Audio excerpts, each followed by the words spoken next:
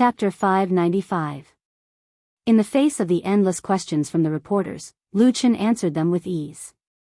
Even if the other party's questions might be tricky or even a little malicious, he was always able to deal with them easily. There was no lack of humor, which made the experienced reporters secretly admire him. If Lu Chen was a big shot in the circle who had been famous for many years, it would be normal for him to have such an outstanding performance. However, he had only debuted for 2 years, so it was inevitable that people would click their tongues in wonder. It could only be said that he was talented. In other words, Lu Chen was born to make a living in this bowl of rice. Such an evaluation was definitely not an exaggeration. Looking back at Lu Chen's singing and acting career over the past 2 years, it could only be described as a miracle. His rise in the circle was very fast. Although he was not unparalleled, his pop music and film and TV series were in full bloom and had borne fruitful results. It was really a unique existence. The domestic entertainment industry in 2015 and 2016 had really become very different with Lu Chen. And in 2017, he had opened the curtain on his own new year with the box office hit, A Chinese Ghost Story. It was believed that at this moment, the entire entertainment industry could feel his warmth. For a young man with a promising future, the reporters, who were used to seeing storms, were a lot more cautious. In addition, they had received a red packet, so the following questions seemed very normal. Interviews, celebrations, performances, lucky draws, a lively celebration party ended successfully. The reporters and fans who came to support left in satisfaction, while the original cast of A Chinese Ghost Story reunited again to reminisce about the past and talk about the future.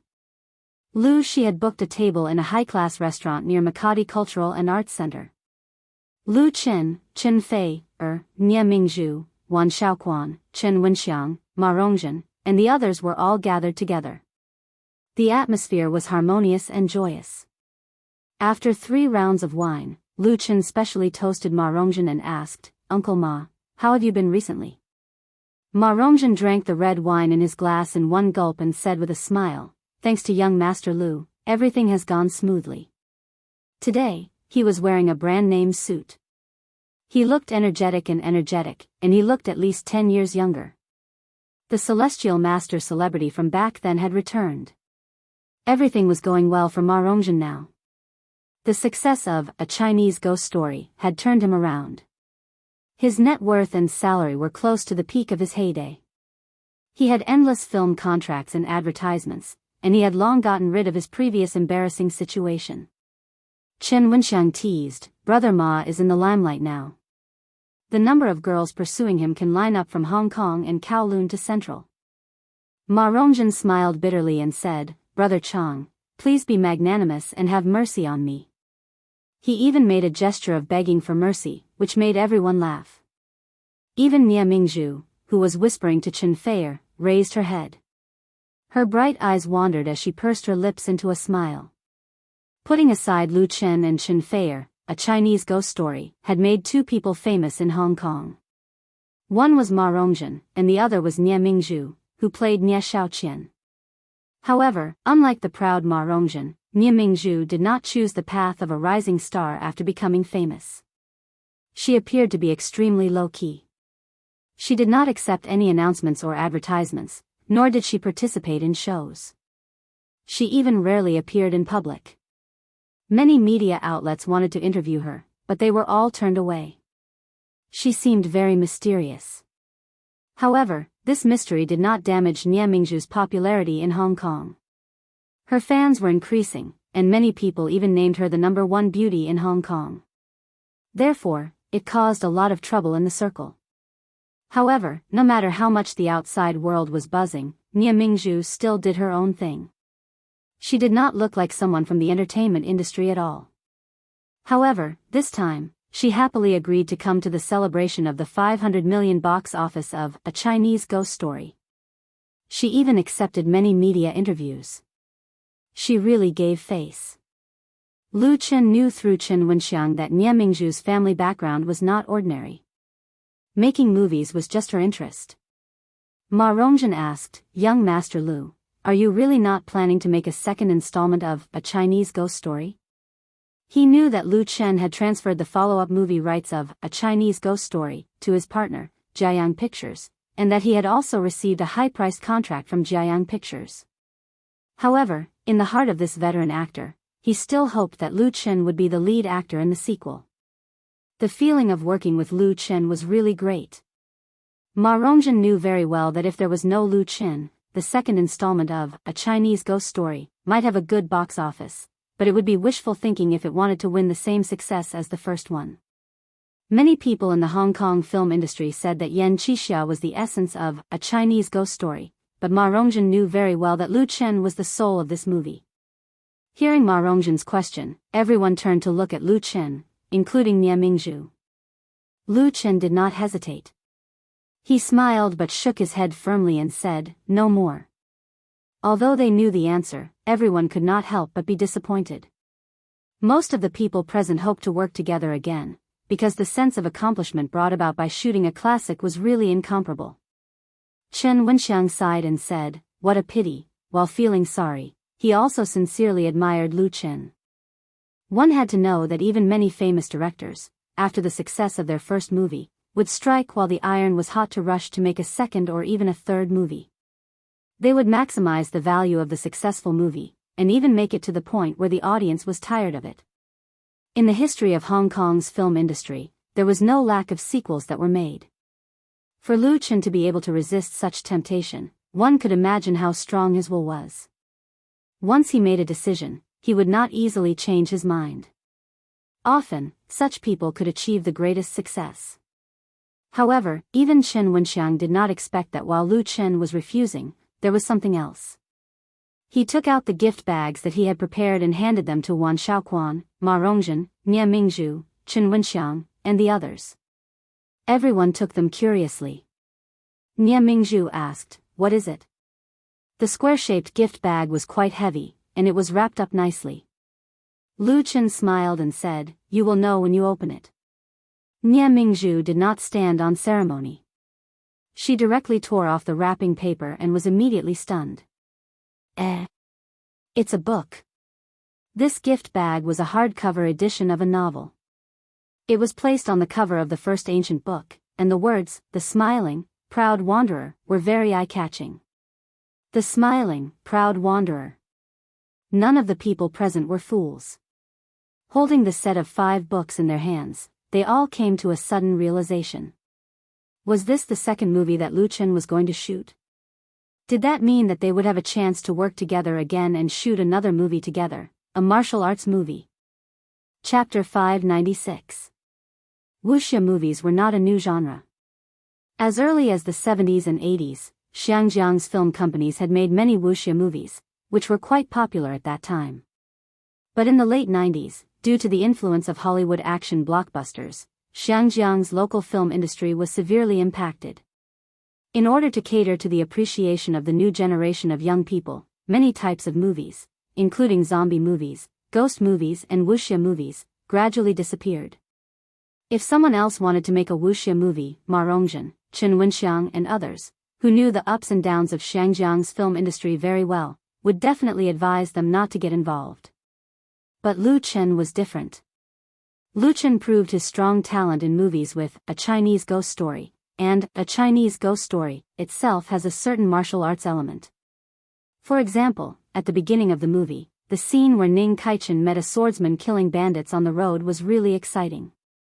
And this fighting scene was directed by Lu Chen, including the action design. In this aspect, he also had the ability to turn something rotten into something magical. Ma Rongjin weighed the book in his hand and said eagerly, "I'll take it back and read it carefully." "Master Lu, what role should I play in this new movie?" Although he knew that he was too eager to ask, he really couldn't help it. Lu Chen smiled and said, "Uncle Ma, you can read the original book first. I haven't written the script for the movie yet. I'll give it to you in a month or 2. After a pause, he said, "The Smiling, the Proud Wanderer will be made into 3 parts, at least 200 million yuan. Different from A Chinese Ghost Story, which was adapted from a short story in Strange Tales from a Chinese studio, The Smiling, the Proud Wanderer was millions of words long, and there were more than 5 physical publications. It was basically impossible to condense so much content into a 90-minute movie. The usual way was either to cut a wonderful part of the movie, or to separate it into several parts. Lu Chen had already thought about it. The 3 parts of The Smiling, The Proud Wanderer would be filmed consecutively, so as to save money and maintain the quality of continuity. In addition, The Smiling, The Proud Wanderer would be the first film of the newly formed special effects team of Chen Fei Media. Ma Rongjin and Chen Wenxiang looked at each other. Both of them couldn't suppress the excitement on their faces. It was no wonder that Lu Chen wasn't willing to film a sequel to A Chinese Ghost Story. It turned out that his big move was at the back. He didn't want to live off his past achievements at all. His intention was to create the glory of martial arts movies. Ma Rongjin was even more excited. Since Lu Chen had given him the original novel, it meant that he could choose the roles in it. Furthermore, it was a huge investment. Lu Chen said to Chen Wenxiang, "Uncle Chang, help me find more talents in special effects in Hong Kong. As long as they have real skills and are willing to work in the capital, I'll pay them well." Xiangjiang's film industry was known as the Oriental Hollywood. Although it had declined, it had cultivated a large number of professional talents over the past few decades. The overall strength of special effects production was still stronger than that of the domestic industry. In recent years, many Hong Kong filmmakers had come to the mainland to seek development opportunities, including many animation engineers/senior special effects artists, etc., which had injected vitality into domestic movies. However, talents were hard to come by. These senior talents would either set up their own studios or join big companies. It was very difficult to poach them. On the contrary, it was easier to hunt in Xiangjiang. Chen Wenxiang patted his chest and said, "Don't worry, young Master Lu. I promise to find a few useful people for you." A Chinese Ghost Story won the box office champion in Xiangjiang, and it also made Lu Chen's Xiangjiang Film Studio famous. Chen Wenxiang naturally had the confidence to poach people by relying on this famous brand. In Lu Chen's vision, his Xiangjiang Film Studio was not only the bridgehead for Chenfei Media to establish a foothold in Xiangjiang but also a base for poaching and cultivating talents. With Chen Wenxiang there, he could rest assured. After the discussion, everyone drank to their heart's content until late at night. Chen Wenxiang and the others would not return to Xiangjiang immediately. It was Ma Rongjin's first time in the capital, so she naturally wanted to stay for a few more days. Nie Mingzhu and Chen Fei had an appointment to go shopping together. "You two have such a good relationship now?" Back at home in Purple Garden, Lu Chen smiled and said to Chen Fei, "Why don't we become sworn sisters?" Chen Fei, snorted and said, "Sworn sisters, do you want to sway left and right and enjoy the happiness of having 2 people?" "No." Lu Chen hurriedly complained, and his drunkenness turned into cold sweat. "I have never thought of it that way." During the screening of A Chinese Ghost Story in Xiangjiang, some unscrupulous media had hyped up the scandal between him and Nie Mingzhu, but it did not cause any trouble. Chen Fei, also knew about it. Chen Fei, giggled and rolled her eyes at him coquettishly. "I'm just joking with you. Look at how scared you are. In fact, if Mingzhu is willing, I'm very generous." Although Lu Chen drank a lot, his mind was still very clear. "I only need you." Chen Fei, didn't believe him. "You make it sound nice." Although she said so, there was still an intoxicating smile on her face. Lu Chen's heart was swayed. He couldn't help hugging her waist and lowering his head to kiss her. "You stink." Chen Fei, reached out to stop him and said with disgust, "Go brush your teeth and take a shower first, or don't even think about getting on the bed." Lu Chen smiled and kissed her despite her resistance. Then he went to the bathroom to wash up with satisfaction. It was a charming night. The next morning, he was woken up by the phone on the bedside table. Lu Chen always carried 2 mobile phones with him. One was used for work, and he would turn it off when he was resting. The other was used for friends and family, and it was turned on 24 hours a day. Naturally, it was this one that rang.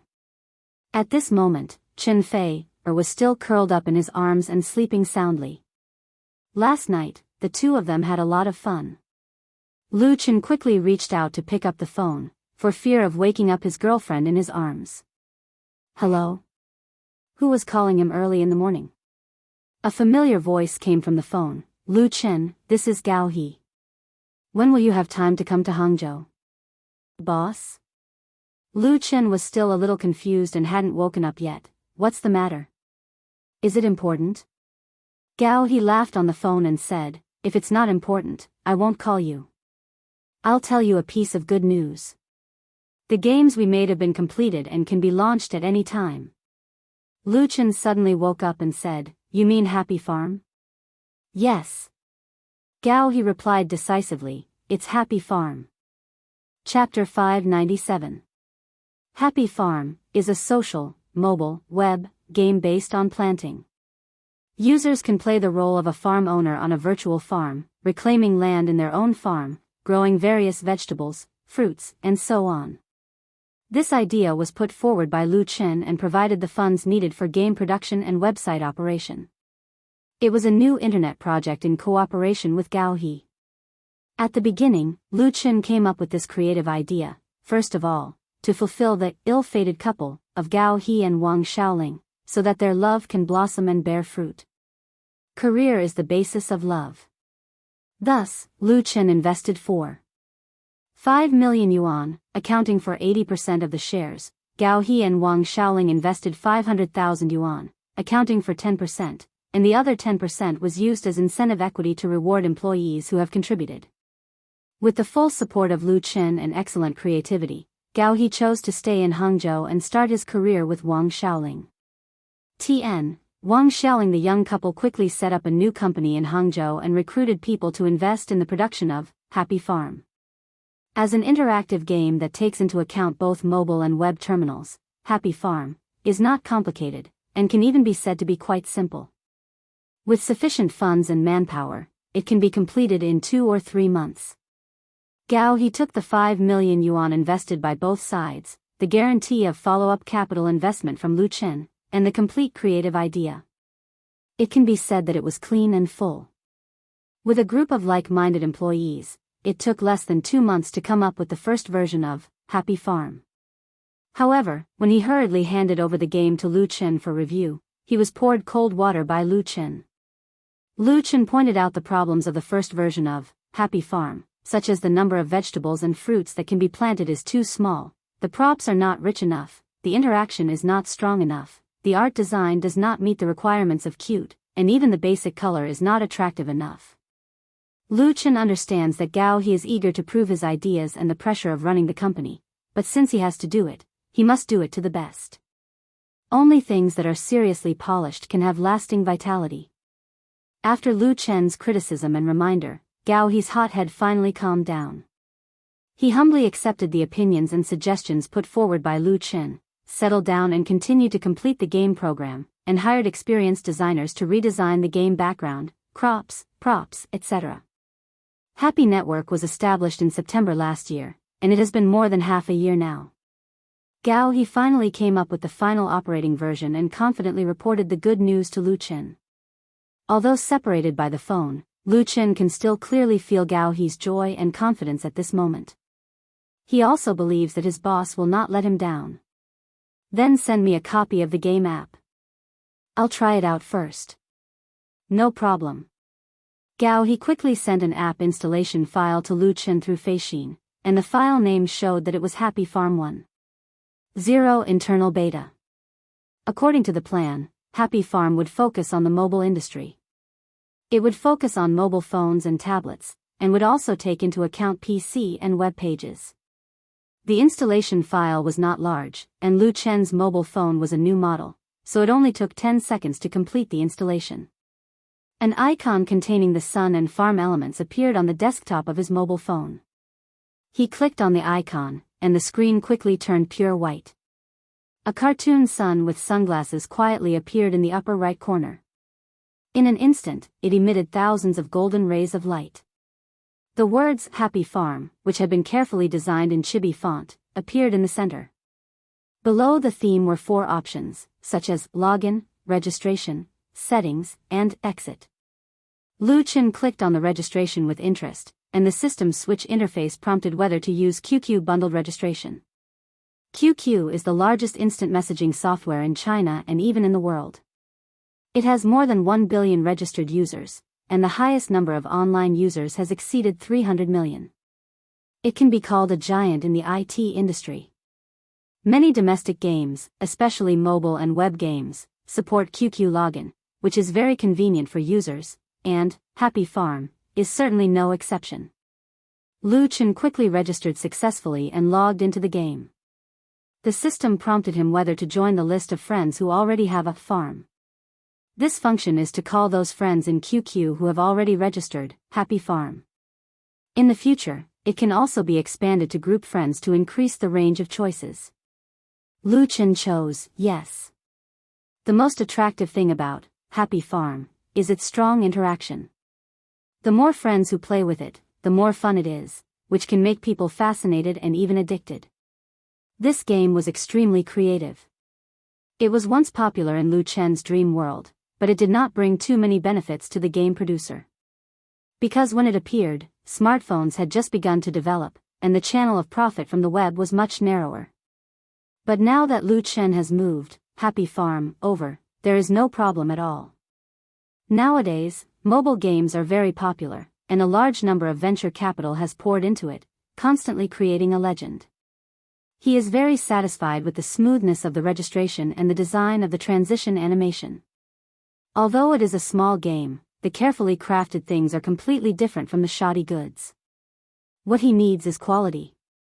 The most important thing is that the closed beta version of Happy Farm is very close to the original version in his memory. The degree of finesse is more than that, and the game interface is more beautiful and attractive. The initial players only have 6 pieces of land, and the system gave them the lowest level white radish seeds.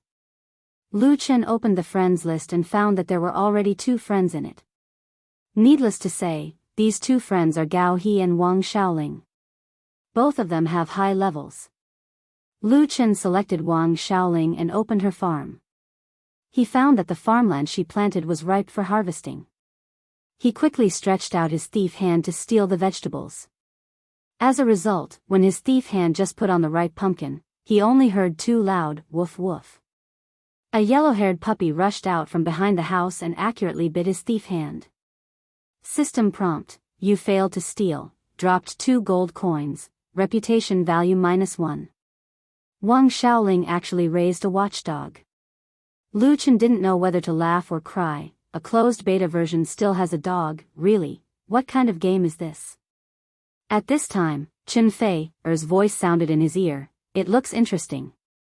Lu Chen couldn't help but turn his head and see that Chen Fei had woken up, staring at the mobile phone in his hand without blinking, looking like a curious baby. Lu Chen smiled and said, "This game is called Happy Farm." Chapter 598. Happy Farm? Chen Fei's eyes lit up. Is that the game you used to play with your classmates? She knew that Lu Chen invested in a website to make mobile games, and she also knew the relationship between Lu Chen and Gao He, but Chen Fei didn't understand this aspect at all. She thought that Lu Chen was simply trying to help his classmates. She didn't expect that the game would actually be made now, and it was very fun. Lu Chen smiled and said, "Do you want to play? I'll install one for you too. You can grow vegetables when you are bored." He was very confident in Happy Farm. This interactive game has a strong attraction. Unless you are completely not interested in mobile games, you will inevitably fall into it once you start. Chen Fei certainly agreed, so Lu Chen installed the client on her mobile phone. The operation of Happy Farm was simple, including the functions inside.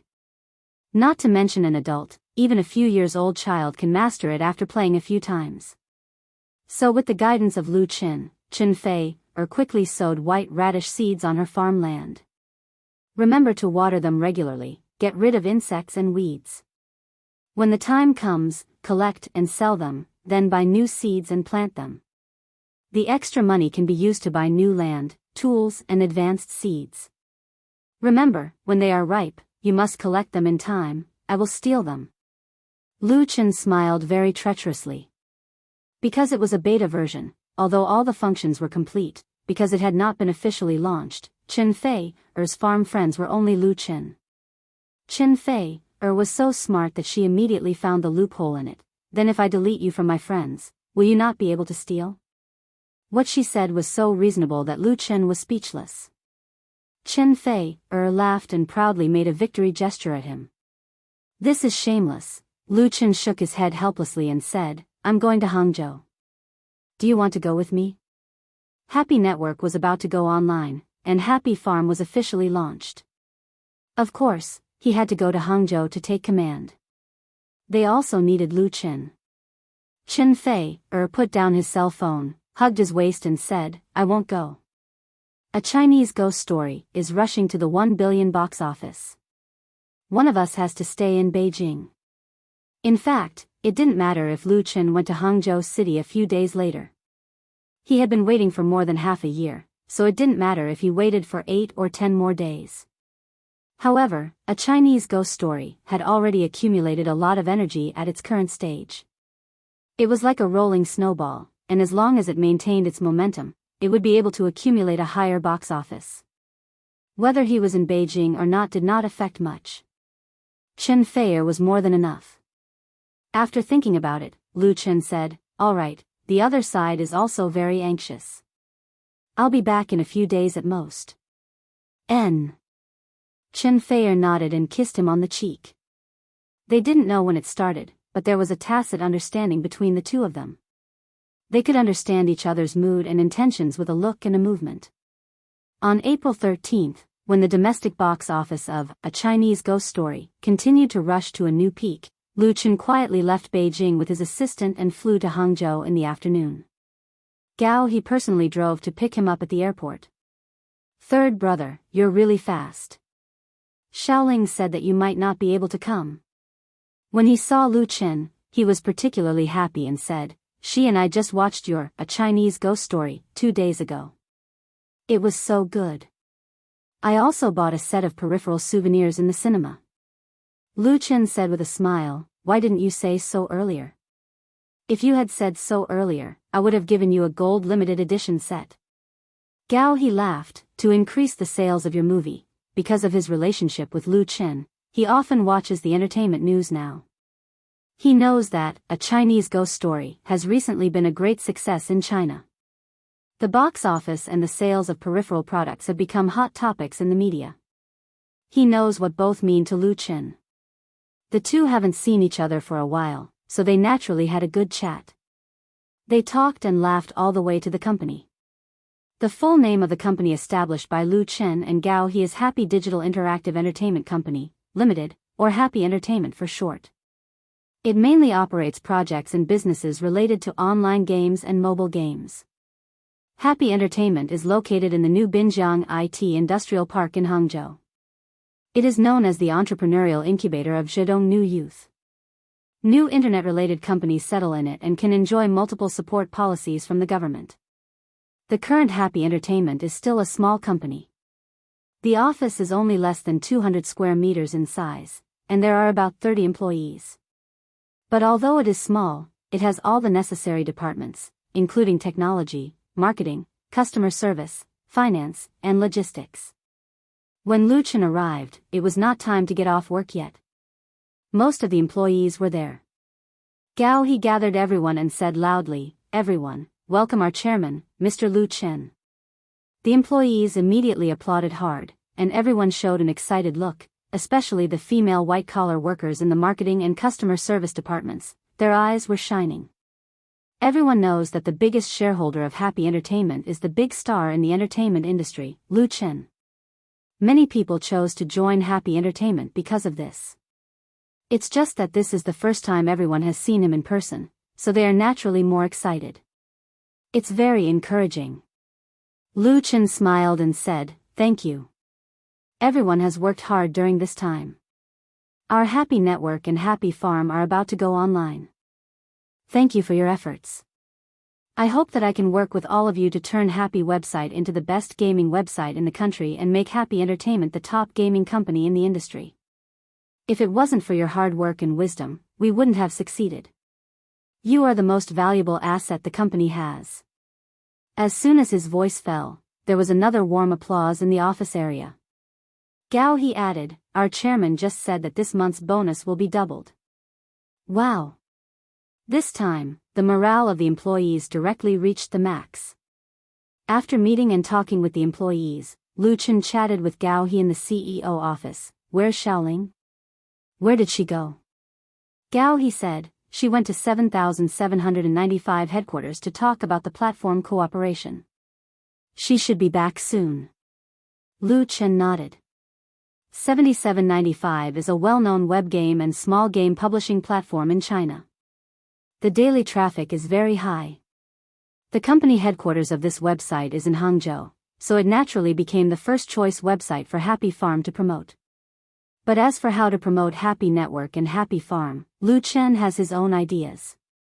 The publicity resources he has now are far from what he used to have. Chapter 599. Wang Xiaoling rushed back to the company before work. When she saw Lu Chen, she was naturally very surprised and complained that Lu Chen didn't bring his girlfriend. She is a fan of Chen Fei, Gao He asked about the cooperation with 7795 platform. Wang Xiaoling said that the contract has been signed. When the Happy Network is officially launched tomorrow, they can put advertising on the 7795 website.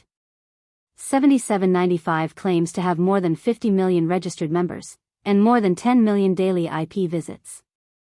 Although the data is definitely fake, the effect of advertising on its platform is quite good. Of course, the advertising fee is not cheap. This time, I've brought my men and money with me. In the evening, Gao He and his wife invited Lu Chen to dinner. After a few drinks in the private room, Lu Chen said, "You should be able to get the money tomorrow. Don't just think about saving money. You have to spend what you should spend, and you have to invite the people you should invite." Gao He and Wang Xiaoling looked at each other. Gao He scratched his head and said embarrassedly, "Lao San, you have already increased your investment once, and this time," Wang Xiaoling quickly added, "now our company's money is enough. Happy Entertainment has been established for 7 or 8 months now. Every month, the office rent, salaries, and other expenses are at least 600,000 to 700,000 yuan. Coupled with the investment of various equipment, the original joint investment of 5 million yuan has long been burned out."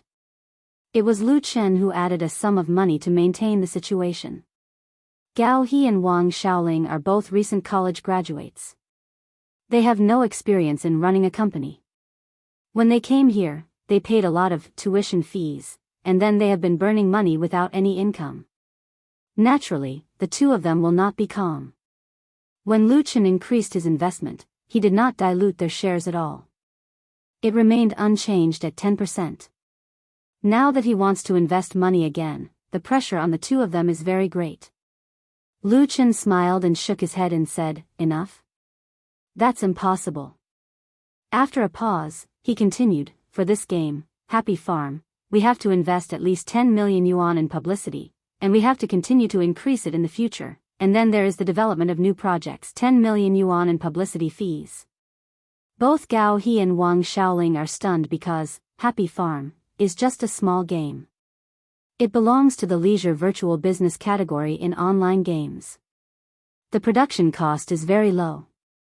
If it is not developed by itself but commissioned a mature and experienced company to produce it, the cost can be estimated to be saved by half. Lu Chen actually wanted to invest tens of millions of yuan in Happy Farm, which was really beyond their imagination. They couldn't help but ask, with such a high investment, can we earn back the cost? Both of them knew that Lu Chen was rich, very rich. A song could be sold for millions, but such a way of burning money made them feel heartache. Wang Xiaoling's original advertising budget for Happy Farm was no more than 1 million yuan. "I'm confident in Happy Farm, and I believe that it can bring us 10 times or even dozens of times more returns. But we can't be satisfied with just 1 or 2 small games. We should have a bigger goal," Lu Chen patiently explained. The memory from the dream world gives Lu Chen a steady stream of inspiration and creativity. After Happy Farm, Happy Entertainment can continue to make Fruit Ninja, Plants vs. Zombies, Angry Birds, and other mobile games that have achieved great success in the dream world. But the development of these leisure mobile games is only laying the foundation for happy entertainment. Lu Chen's goal is more ambitious. Do you know, the smiling, proud wanderer, ? Gao He nodded without thinking and said, I know. I also bought a hardcover edition and put it at home. It's a wonderful martial arts novel. It's really well written. The Smiling, Proud Wanderer is currently a best-selling book in the domestic book market, and it has also set off a wave of new martial arts craze. There are many readers, and it has a large number of fans. Lu Chen said, I have bought all the copyrights of The Smiling, Proud Wanderer, and it is expected to start shooting the Smiling, Proud Wanderer movie trilogy in the second half of the year. Really?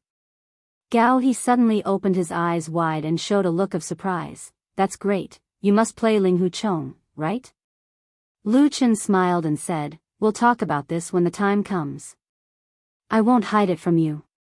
The investment of these 3-inch The Smiling, Proud Wanderer reaches at least 200 million yuan. It will be the most important project I will operate this year. Gao He said sincerely, it will definitely succeed.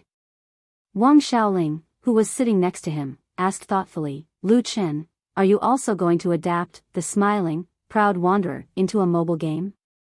Compared with Gao He, who likes to study technology more, Wang Xiaoling's mind is much more flexible, and after more than half a year of sharpening, she has shown a certain talent in business, so she is keenly aware of Lu Chen's intentions. Yes. Lu Chen clapped his hands and said, not only mobile games, but also real online games. If it was said that when Happy Entertainment was first established, Lu Chen mainly wanted to help the couple in front of him, but now his thinking about the development of Happy Entertainment has been broadened a lot. Happy Entertainment can be completely integrated into his big IP plan, sharing the two major parts of the IP adaptation of games and anime, especially the game is a very important part of the plan. A movie takes 1 billion yuan in the domestic box office, divided into 300 or 400 million yuan, after deducting the cost and taxes, it will only be about 100 or 200 million yuan. But a well-produced and strong online game can easily make more than 100 million yuan a month, as long as it doesn't mess around, it is simply a hen laying golden eggs. Of course, this industry is also extremely competitive. Lu Chen's plan is to start with a small game like Happy Farm, so that Happy Entertainment can continue to grow and move towards the highest goal. Happy Entertainment's current territory is too small, and we will definitely move to a new place in the future. We need to recruit more professional talents, animation design, game planning, development engineers, programmers, art designers, Lu Chen said with fervor and assurance. That's why I said that the money in the company's account is not enough, and Happy Farm needs a process from online operation to realization of profits. We can't waste time here. Gao He and Wang Xiaoling had nothing to say. According to Lu Chen's goal, spending tens of millions isn't a lot.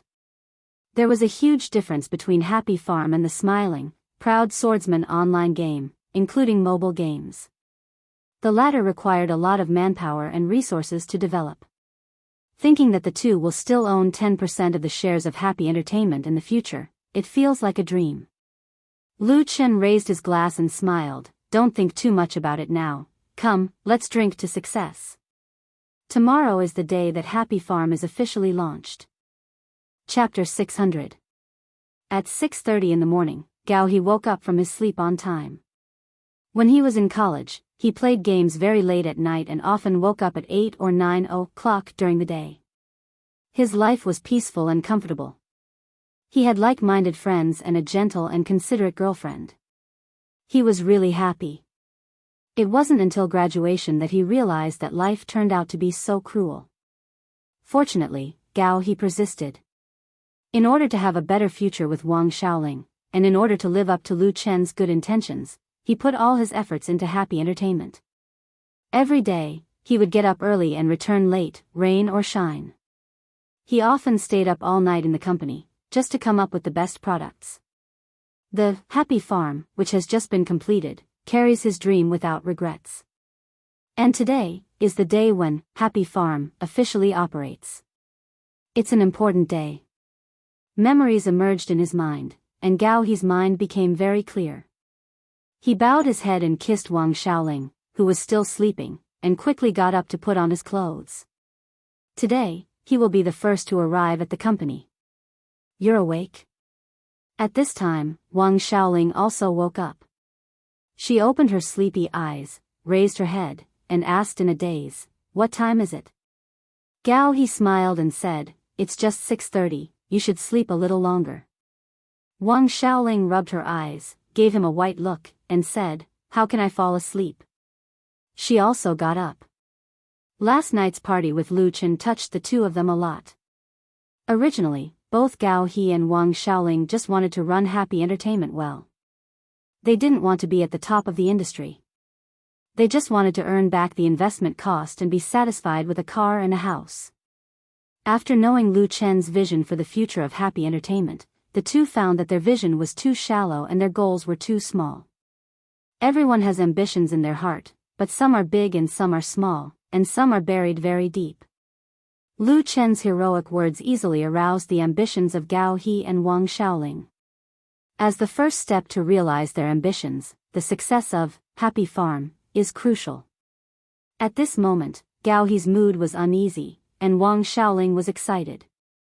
The two washed up as quickly as possible, then casually ate breakfast, and went out to take the subway to the company. Just after 8 o'clock, all the employees of the company had arrived. The normal working time was 9 o'clock. Lu Chen arrived at Happy Entertainment at 9 to participate in the Happy website's launch ceremony. The people present were all employees of Happy Entertainment. The so-called ceremony was just a specially prepared computer that could be completed with a click of the mouse. Calling it a ceremony was too much of an exaggeration. Wang Xiaoling announced loudly, "Everyone, let's give a round of applause. Let's invite our chairman to unveil Happy Online." Pa pa pa. Warm applause immediately rang out in the office area. Nearly 30 employees gathered together, and the young smiling faces contained excitement, anticipation, nervousness, and various other expressions. Happy Entertainment had been around for a long time. It was time for Happy Farm to be taken out for a spin. In contrast, Lu Chen was undoubtedly the calmest. He calmly sat down in front of the computer, manipulated the mouse, and gently clicked the confirm button. The image on the screen suddenly changed, and the homepage of HappyNet instantly appeared. At the same time, it was projected on the screen by a projector. The applause was even louder. The website of HappyNet was purchased by Lu Chen as early as last year, and it was not until today that its true face was revealed. The well-designed website was quite eye-catching. The overall style was simple and lively, and the main Happy Farm was placed in the most eye-catching position. Happy Farm 1.0, mobile version, tablet version, web version, and even TV version could be downloaded on the website. All versions were interconnected, and the advantage of QQ platform was used to expand customers. The game itself was completely free, but the game store provided paid props, and the profit was realized by selling props. Unlike mobile games and web-based games that ran away after making a profit, the paid props of Happy Farm did not seriously damage the game balance. For example, there were tools for automatic watering and weeding, but there were no automatic harvesting at a fixed time. Because automatic harvesting at a fixed time would destroy the balance, it would make the players who wanted to steal vegetables lose the fun. Another example would be a puppy that could guard the house. There was a probability that it would bite a thief. It wasn't like having a dog could sleep peacefully. At most, it would only reduce the probability of being stolen. The dog food was charged. A bag of dog food could be fed for 10 days for 1 yuan, and it was only 3 yuan a month. If you don't buy dog food, then the puppy will run away. It was believed that most of the dog users would be happy to pay a little money. The dog itself was designed to be very cute, and there were many breeds to choose from. Don't look at the low value of 3 yuan to feed dog food for a month, but if the number of users goes up, tens, hundreds, or even tens of millions of players online, it would be very considerable, not to mention there were other props. User service and anti-cheating must be done the best. After completing the small ceremony of HappyNet, Lu Chen said to Gao He, "Don't be afraid to spend money. For an interactive game like Happy Farm, if the user scale and influence were small, it would be no different from other small games, and no one would be willing to spend effort to create a plugin. But if the impact was large, and the number of users reached millions or even tens of millions, it would be completely different. Plugins were the destroyers of the game balance. Although the country has corresponding legal penalties, it is impossible to completely eliminate it. They can only rely on themselves to control the attack. If the plugin is allowed to run rampant, the paid props will not be sold at all. It is undoubtedly a fool's dream to want to recover the cost and realize profits. Many games are ruined by the plugin. He patted his chest and said, "Don't worry, in terms of technology, I have invited a top master." In terms of technology, Lu Chen is very confident in Boss Gao. He said that it was a top master, so it must not be wrong. That's good, Lu Chen smiled and said, "You don't have to worry about the game's publicity. I will take care of it." In today's era, it is no longer the era where good wine is not afraid of deep alleys. The real good wine needs to be put on the street and shouted hard to realize its value. Publicity and promotion are advertisements that throw money, but not all publicity needs to spend money. Reasonable use of their own resources, often with only a little money or even no money, can still achieve good results. In Lu Chen's mind, he already has a good idea. Chapter 601. The domestic film market was very hot in April. There were 2 Hollywood blockbusters and many new domestic films. Among them, the American Superstar Pictures had invested $170 million to shoot the sci-fi blockbuster Battle of Vulcan. Its domestic box office had exceeded $1 billion, which was an impressive result. However, in April, Battle of Vulcan was definitely not the biggest winner. The Sino-Hong Kong co-production, A Chinese Ghost Story, which was released on April 2, opened low and opened with a 15% screening rate. By the 20th, the box office had also exceeded $1 billion, and it was only a matter of time before it surpassed Battle of Vulcan. At the same time, A Chinese Ghost Story had also set a record of $125 million in peripheral sales. This not only set the top record for peripheral sales for domestic films, but it also left most of the imported Hollywood blockbusters behind. At the same time that it won high box office and peripheral sales, A Chinese Ghost Story continued to receive good reviews on the internet. The rating on Guangying website was always above 8, and the freshness rating on Tomato website was not lower than 85%. Discussions about this movie had become a trend on blogs and BBS forums. Domestic filmmakers suddenly realized that, in addition to burning money to shoot high-budget special effects blockbusters and youth idol films, films that combined fantasy, ghost, romance, and other elements could also be so successful. This brought about a few rather interesting phenomena. In the book market, the sales of Strange Tales from a Chinese studio soared, and they even ran out of stock, causing many publishing houses to rush to print it.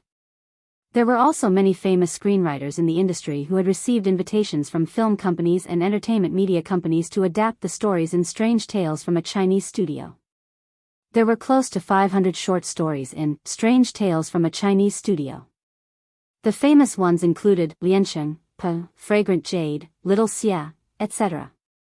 The Painted Skin and Nia Shaoqian were 2 of them. These fantastical stories vividly expressed the longing and desire of young men and women for free love.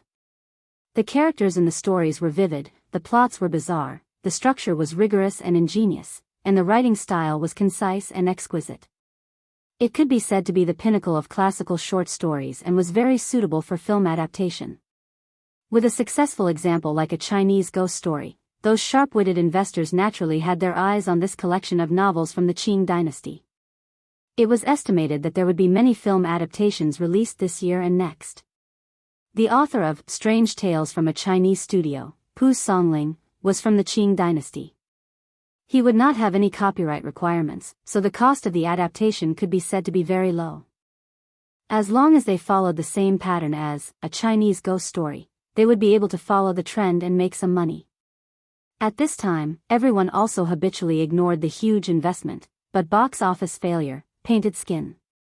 The brilliance created by A Chinese Ghost Story made the newly established Chenfei Media a hit. Lu Chen and Chenfei also gained more popularity because of this. Their blog fans both exceeded 50 million, and their status in the circle rose again. Among the artists in the entertainment industry, movie stars had the highest status. The truly top-notch big shots basically all had movie accolades to their name. Some had achieved box office success, while others had won awards at the International Film Festival. The only thing that Lu Chen and Chen Fei lacked was actually these movie awards and honors. If the two of them could be crowned Best Actor and Best Actress, then they could be considered to have reached the peak. Chen Fei's subversive role as the villain boss of A Chinese Ghost Story had also become a topic on Waves's blog. Many fans praised her breakthrough in acting, but at the same time, they complained that she was not the real female lead. At 8:15 p.m. on April 20th, Chen Fei suddenly updated her blog. In the blog post, she posted a picture of a blue sky and white clouds, and the sun shining brightly. In front of a cartoonish farm, there was a farmland filled with green plants, and there was an extremely cute puppy squatting beside it. If one only looked at this picture, which looked like an illustration from a children's book, everyone would definitely be confused and would not understand what it meant. At most, they could only judge that this was a screenshot of a web page game. Below the picture, Chen Fei added a line of text, warning someone, "If you steal my vegetables again, I'll let the dog bite you." Behind the exclamation mark, there was also a cute emoji representing anger. Chen Fei's blog had more than 50 million fans. These fans were not zombie fans that had been created by marketing. Although there were definitely a large number of silent accounts, the number of active users was still very considerable. This can be seen from the number of reposts and likes of her usual blog posts. Ordinary sharing of feelings or selfies can easily get millions of likes and hundreds of thousands of comments. Therefore, when her blog post was published, it immediately attracted the curiosity of countless fans. Who provoked my Fei? Destroy him. What kind of game is this? It looks very interesting. 5:55. My Fei has also degenerated into a blog marketing promotion. Someone? Who is that someone? Could it be my Chen? Ha ha ha, my Fei is so cute. It must be Lu Chen. Hurry up and let the dog bite him. Sister Fei, what game are you playing? I want to play too. I feel like I'm going to be fed dog food again. In just over an hour, this blog post had been reposted more than 50,000 times, and the number of comments was as high as 100,000. The current popularity of Chen Fei could be seen. Everyone knew that this blog post of Chen Fei should be a game promotion, but she was different from those stars who advertised on the blog every day. Except for a few brands that she endorsed, she basically did not do online marketing. The rarer something is, the greater its value. This inevitably made people curious. What kind of game could make Chen Fei make an exception? Moreover, this was obviously not a large-scale online game. It was just a small game. At 10 o'clock, Chen Fei posted another blog post and took the initiative to solve the mystery. She said that she had recently been playing a small online farming game called Happy Farm. By registering with QQ, you can interact with your friends in the game. It was very interesting and fun. Finally, Chen Fei added a QQ number. This is someone's number. Everyone can add him, and then steal all the vegetables he grows together. After the exclamation mark, there was a sinister expression. This time, the fans immediately exploded. Someone was obviously Lu Chen. Lu Chen's personal QQ number was actually published by Chen Fei. Everyone didn't care whether it was game marketing or not. One after another, they added Lu Chen's QQ number. It was directly approved as soon as they added it. There was no need to apply for verification. There were even more fans who searched for Happy Farm on the search engine and found the Happy website at the first moment.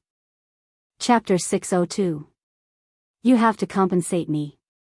In Beijing Zicheng Yuan's home, Chen Fei, who was sitting in front of the computer, said to Lu Chen, "Hurry up." Lu Chen smiled and said, "What compensation? I just stole a few of your pumpkins." Chen Fei glared at him angrily. "You still have the nerve to say that?" You came up with such an idea to advertise your game. My reputation is completely ruined. Lu Chen laughed. This is not an advertisement, right? Are you also fascinated? Since playing the internal beta version of Happy Farm that day, Chen Fei suddenly became interested. When the Happy Farm was officially launched, she installed the app client on her mobile phone as soon as possible. Not only that, she also promoted it to her friends and pulled a group of people to join it. Chen Fei had been in the industry for more than 10 years.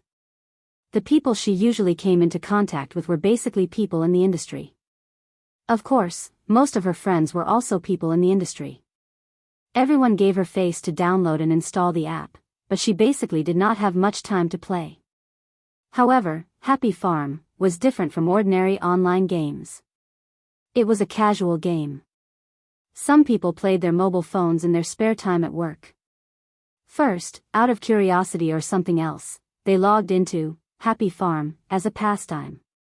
Then after playing, 8 or 9 out of 10 people played it. Of course, Chen Fei herself was no exception. As the first registered user of Happy Farm, she had been promoted to level 5. The number of farmland had doubled. When she had time, she would take out her mobile phone to sprinkle water to kill insects. Of course, there was also the fun of stealing vegetables.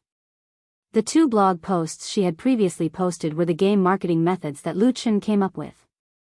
With the help of their huge fan base, Happy Farm was quickly promoted. It was just that Chen Fei basically did not do online marketing in the past. This time, it was an exception for Lu Chen. The effect was absolutely good. Gao He, who was far away in Hangzhou, called Lu Chen. He was very excited, because since Chen Fei posted the second blog post, the number of visitors to Happy Net suddenly increased, at least hundreds of times more than before. This was the so-called fan effect. Popular celebrities like Lu Chen and Chen Fei had a high influence on the internet. If they wanted to recommend a product, they could often get a lot of attention in a short period of time. Gao He admired Lu Chen very much. Before that, Lu Chen asked him to increase the bandwidth of the website server and let the technical staff work overtime, so that HappyNet did not collapse under the impact of the sudden increase in IP visits. As for the number of downloads of Happy Farm, it had increased exponentially. The number of downloads in a minute was equivalent to the number of downloads in a day. It was unbelievable. Of course, this was only a temporary phenomenon brought about by the fan effect. Whether Happy Farm could succeed or not, the key still depended on the charm of the game itself, whether it could attract players, keep players, and make them willing to pay for props.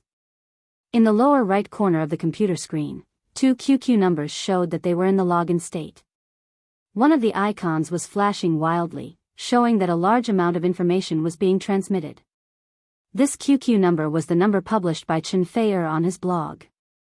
In order to promote Happy Farm, Lu Chen deliberately bought a pair of couple QQ numbers from QQ, mainly to face the public. There were no obstacles set, and anyone could add them as friends. Therefore, once the number was announced, it was normal to attract countless fans to add and greet them. Of course, Lu Chen did not have the time and energy to manage it himself.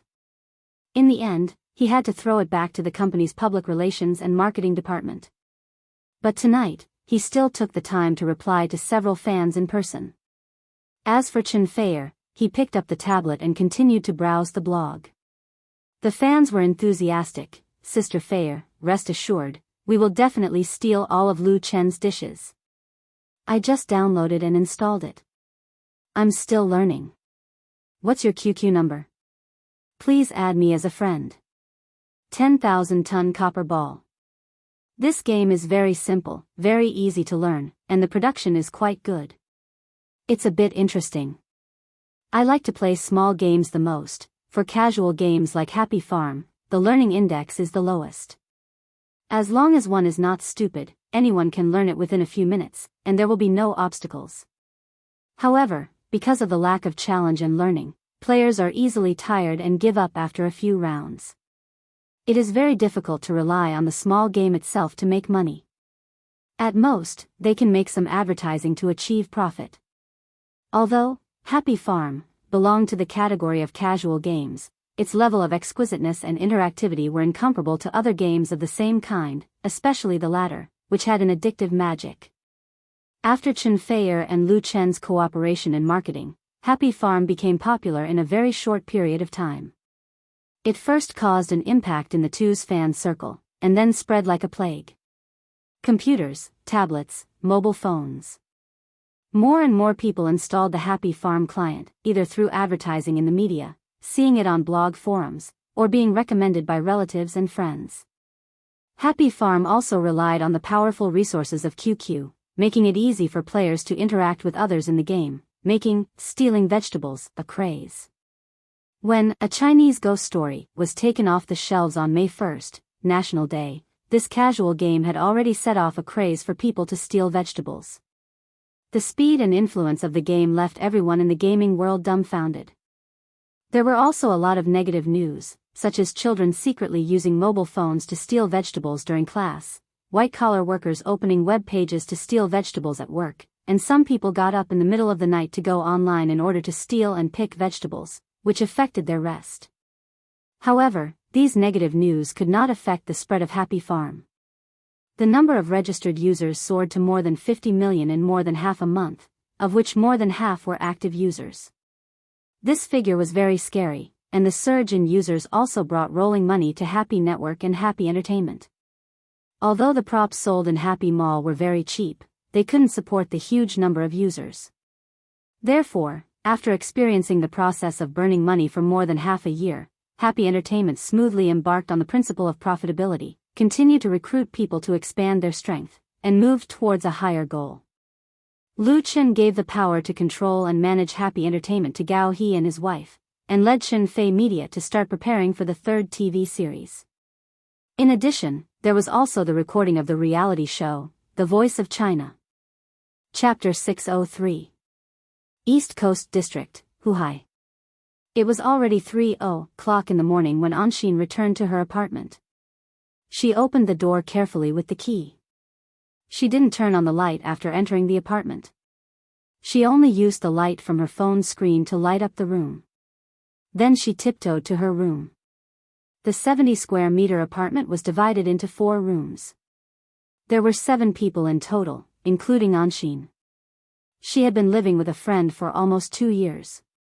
Anshin was quite lucky. She came to Huhai alone 2 years ago and met this friend on the subway.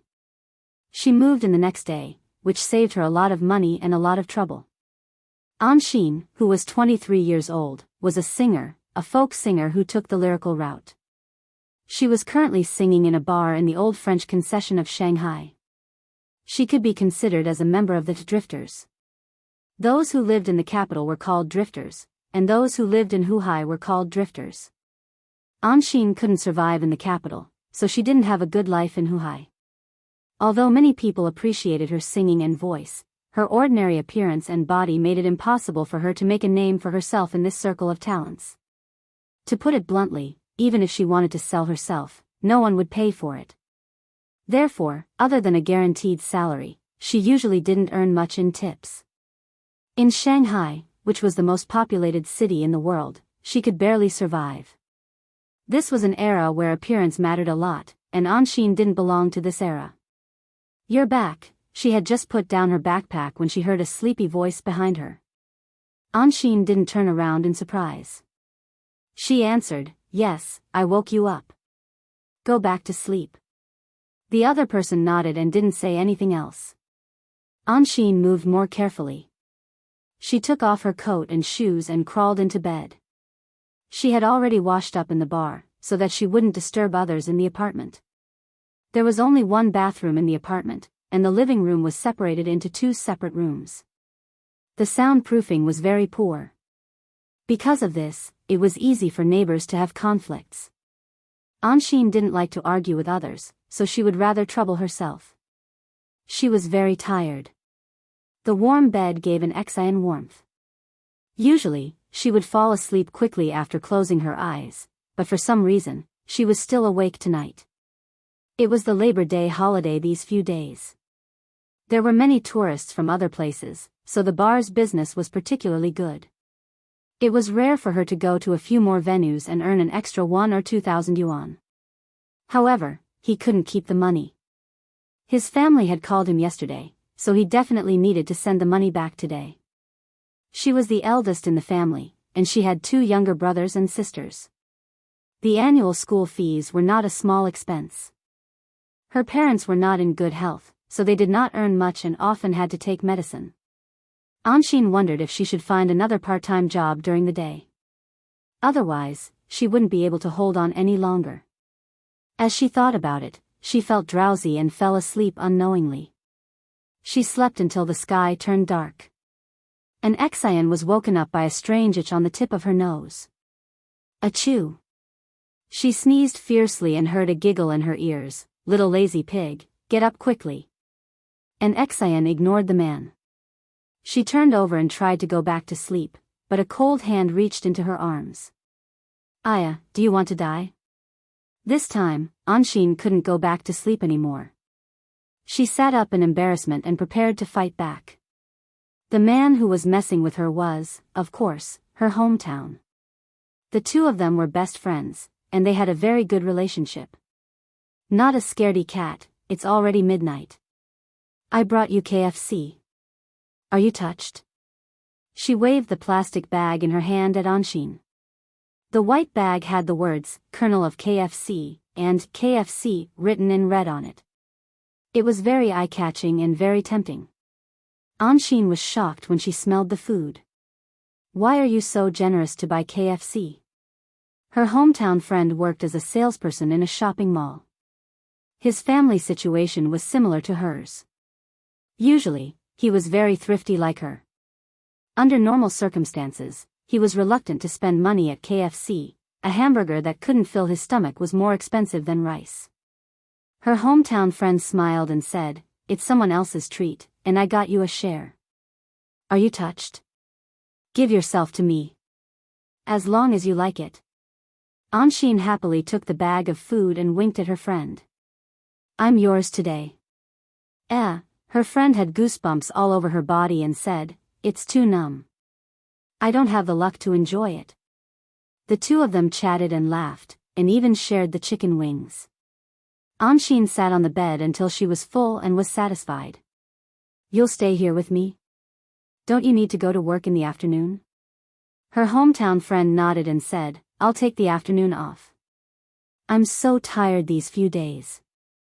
Oh right, she took out her phone and fiddled with it for a while, then said, I saw a singing talent show called The Voice of China online today. They said that they'll start auditions nationwide tomorrow.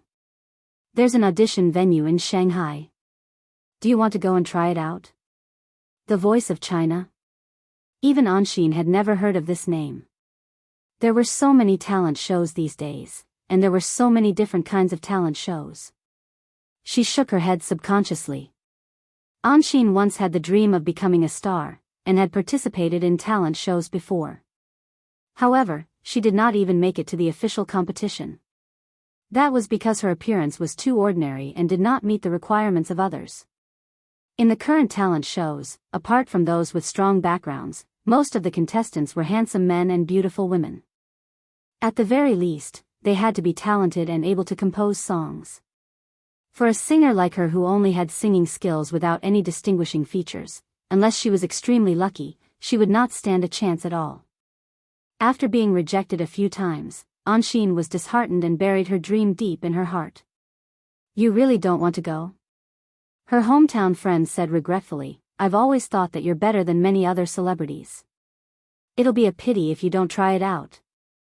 I saw on the internet that The Voice of China has invited Lu Chen and Chen Fei as judges and mentors. There are also 2 mysterious heavyweights. Don't you admire Lu Chen a lot? Lu Chen? Anshin was shocked. Are you serious? Among all the singers in the country, Anshin's favorite and idol was Lu Chen. She could basically sing all the songs composed by Lu Chen. Some of the folk songs that she covered were quite popular in the bars. She had always thought that Lu Chen was the most outstanding singer and composer in the country. If Lu Chen was the judge, why did she not know about this talent show? Her friend extended her phone to Anshin. Take a look for yourself. Anshin could not help but widen her eyes. Her attention was immediately focused on the small phone screen. Chapter 604. No matter how ordinary a person is, they have their own dreams. Anshin's dream was to stand on a dazzling stage and sing for thousands of audiences. Ever since she embarked on the path of being a singer, this dream had always been in her heart. Sometimes it would surface, perhaps buried deep, but it had never really been extinguished. It was just that the ruthless reality had always been the crusher of dreams. Anshin was very ordinary. Her path as a singer staggered in the dark, unable to see any light ahead. Anshin liked and admired Lu Chen because Lu Chen used to be like her, a bar singer at the bottom of the society, but with his own efforts and talent, he stood out and eventually became a big star in the limelight. She hoped that one day she could be like Lu Chen, but she also knew very well that she did not have Lu Chen's talent. Nor did she have Lu Chen's looks. However, when she heard from her best friend that Lu Chen would be a judge for The Voice of China, the dream hidden deep in her heart suddenly surged, giving Anshin an indescribable desire. She should give it a try. What's the harm in giving it a try? Maybe this show would be different from others, maybe she could see Lu Chen in person. She bit her lip and carefully browsed the content of the web page that had just been opened on her phone. It was the promotional advertisement for The Voice of China. The Voice of China was co-produced by Zhejiang Satellite TV and Star Factory Media. The national audition was held from May 4th to 12th. The audition locations included Beijing, Huhai, Hangzhou, Shaoqing, and Shanghai.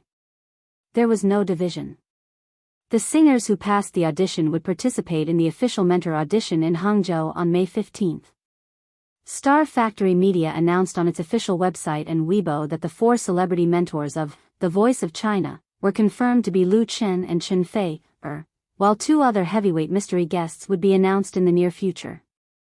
Domestic variety show audiences were already used to this kind of method of whetting their appetite, but just the participation of Lu Chen and Chen Fei gave The Voice of China a very high starting point.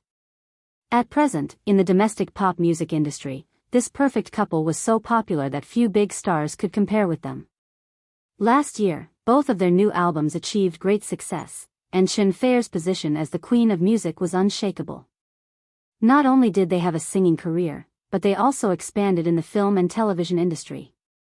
Their blog fans added up to more than 100 million, and they were in the limelight in the entertainment industry. Most importantly, Lu Chen had a good reputation in the industry as the golden touch. If he wanted to support someone, he could easily do so. There were already many examples to prove this. Just this mentor alone was enough to tempt countless singers. Anshin was no exception. What are you thinking about? Hurry up and sign up. Her best friend urged. It would be a pity to miss this opportunity. Anshin held her phone and nodded. She opened the registration bar with a trembling finger and filled in her registration information on the new page. Finally, she clicked confirm. China's Voice's preliminary audition supported both phone and online registration.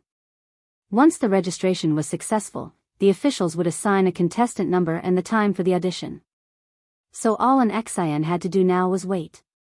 You can definitely do it. Her best friend encouraged. I believe that Lu Chen is not the kind of person to judge a book by its cover.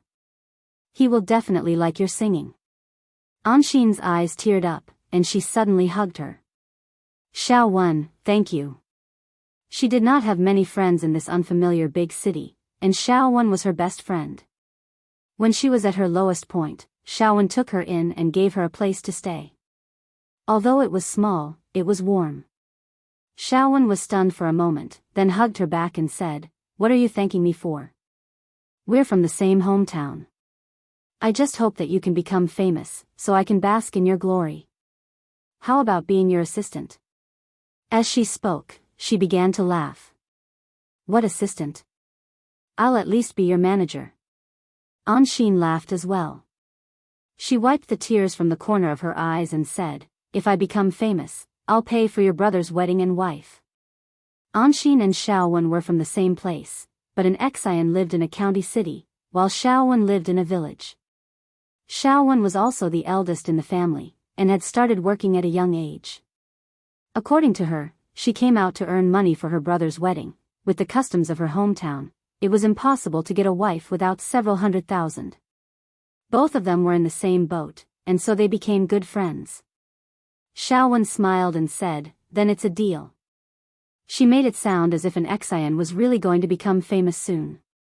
In fact, both of them knew very well that without a good background and outstanding looks, the chances of an Exian becoming a celebrity were really too low. Unless a miracle happened. However, if a person did not have a dream, what difference was there between them and a salted fish? That was the dream of two ordinary girls. Beep beep. Right then, Xiaowen's phone suddenly rang. She looked at it and was surprised. There's a message. There really was a message. It was an official reply from China's Voice. Anshin had passed the registration and received her contestant number, as well as the time and venue for the audition. Although she knew that online registration was a simple matter, such a quick and efficient reply still surprised an Exian. She could not help but look forward to China's Voice even more. Tomorrow at 2 p.m. at Victory Stadium. An Exian could not help but hold Xiaowen's hand. Xiaowen understood what she meant and thought for a moment before saying, "I'll change shifts with my colleagues tomorrow and accompany you there." An Exian was extremely grateful. "Thank you." An Exian had participated in several talent shows in the past, and she had always gone alone.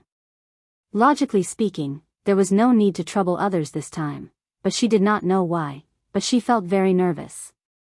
Perhaps her fate would change because of this. Xiaowen rolled her eyes at her. "What are you thanking me for?" "I'm your manager." Both of them laughed, and an Exian could not help but relax. The next afternoon, Xiaowen accompanied an Exian on the subway to Shanghai's Victory Stadium. To their surprise, the registration area was already packed with people. There were countless singers participating in the audition, and it was a lively scene everywhere. Many of them were carrying guitars. Not far away, a huge poster of China's Voice was hung on the outer wall of the stadium. A large hand holding a microphone was raised high, giving off a strong visual impact. An Exian stood in the bustling crowd. Her dream was about to become a reality. At that moment, she had no idea what the future held. Chapter 605. Chief Lu, you are so unkind. Beijing New Era Art Park, Chenfei Media Headquarters Art Director Office. A middle-aged man said to Lu Chen in a strong tone of dissatisfaction, "Such a good thing, why don't you cooperate with our Beijing television?"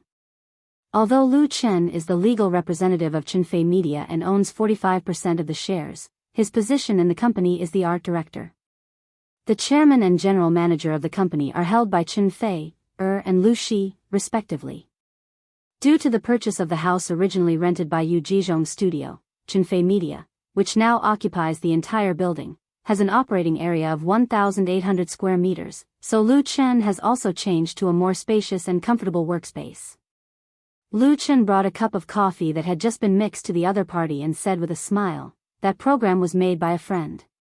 She chose to cooperate with Zhidong Satellite TV, so I can't say no."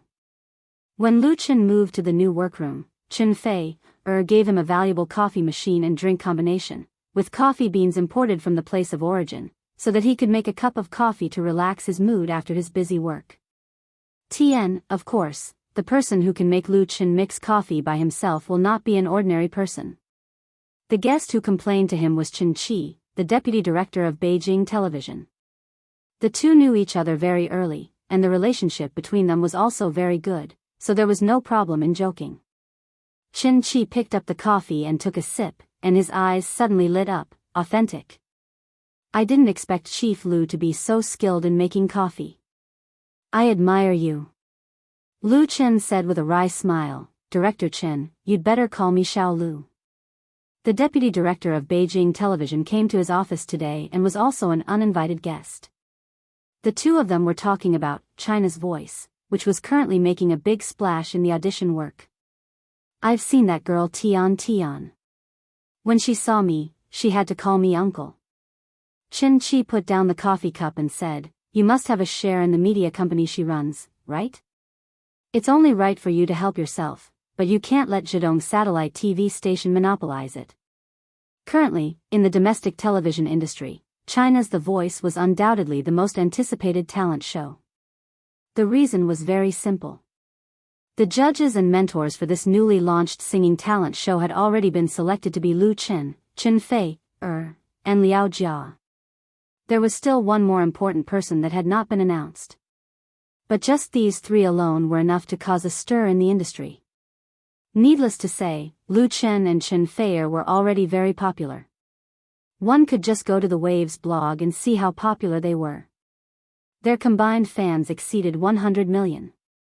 As for Liao Jia, although this famous rock and roll veteran has not released a new album in recent years, his status in the circle has always been unshakable. Moreover, Liao Jia had never participated in such a talent show before. Not to mention the last heavyweight mentor who has not yet unveiled his mysterious veil. The combined weight of these three is enough to crush a large number of talent shows, and make the third season of Singing China, which will be produced and broadcast by Beijing satellite TV station at the end of June, feel heavy pressure. Therefore, Chen Qi came over to denounce and let Zhejiang satellite TV station monopolize it. Lu Chen was really amused by the rascal of the deputy director, Director Chen. Tian is from Zhejiang satellite TV station, and the company is in Hangzhou. Is there any other choice if she doesn't cooperate with Zhejiang satellite TV station? Besides, you can't cooperate with Beijing TV. You already have Singing China. Beijing Television's Singing China, launched in 2015, has been successfully held for 2 seasons. Both seasons have achieved high ratings, and influential contestants such as Lu Chen and the Little Tigers have emerged. It is absolutely impossible for Beijing Television to let go of this variety show. Of course, Chen Qi knew very well that his real purpose was not to get involved in China Good Voice. Then forget about this, but you from the star can't just leave us behind, can you? The old fox's tale has finally been revealed.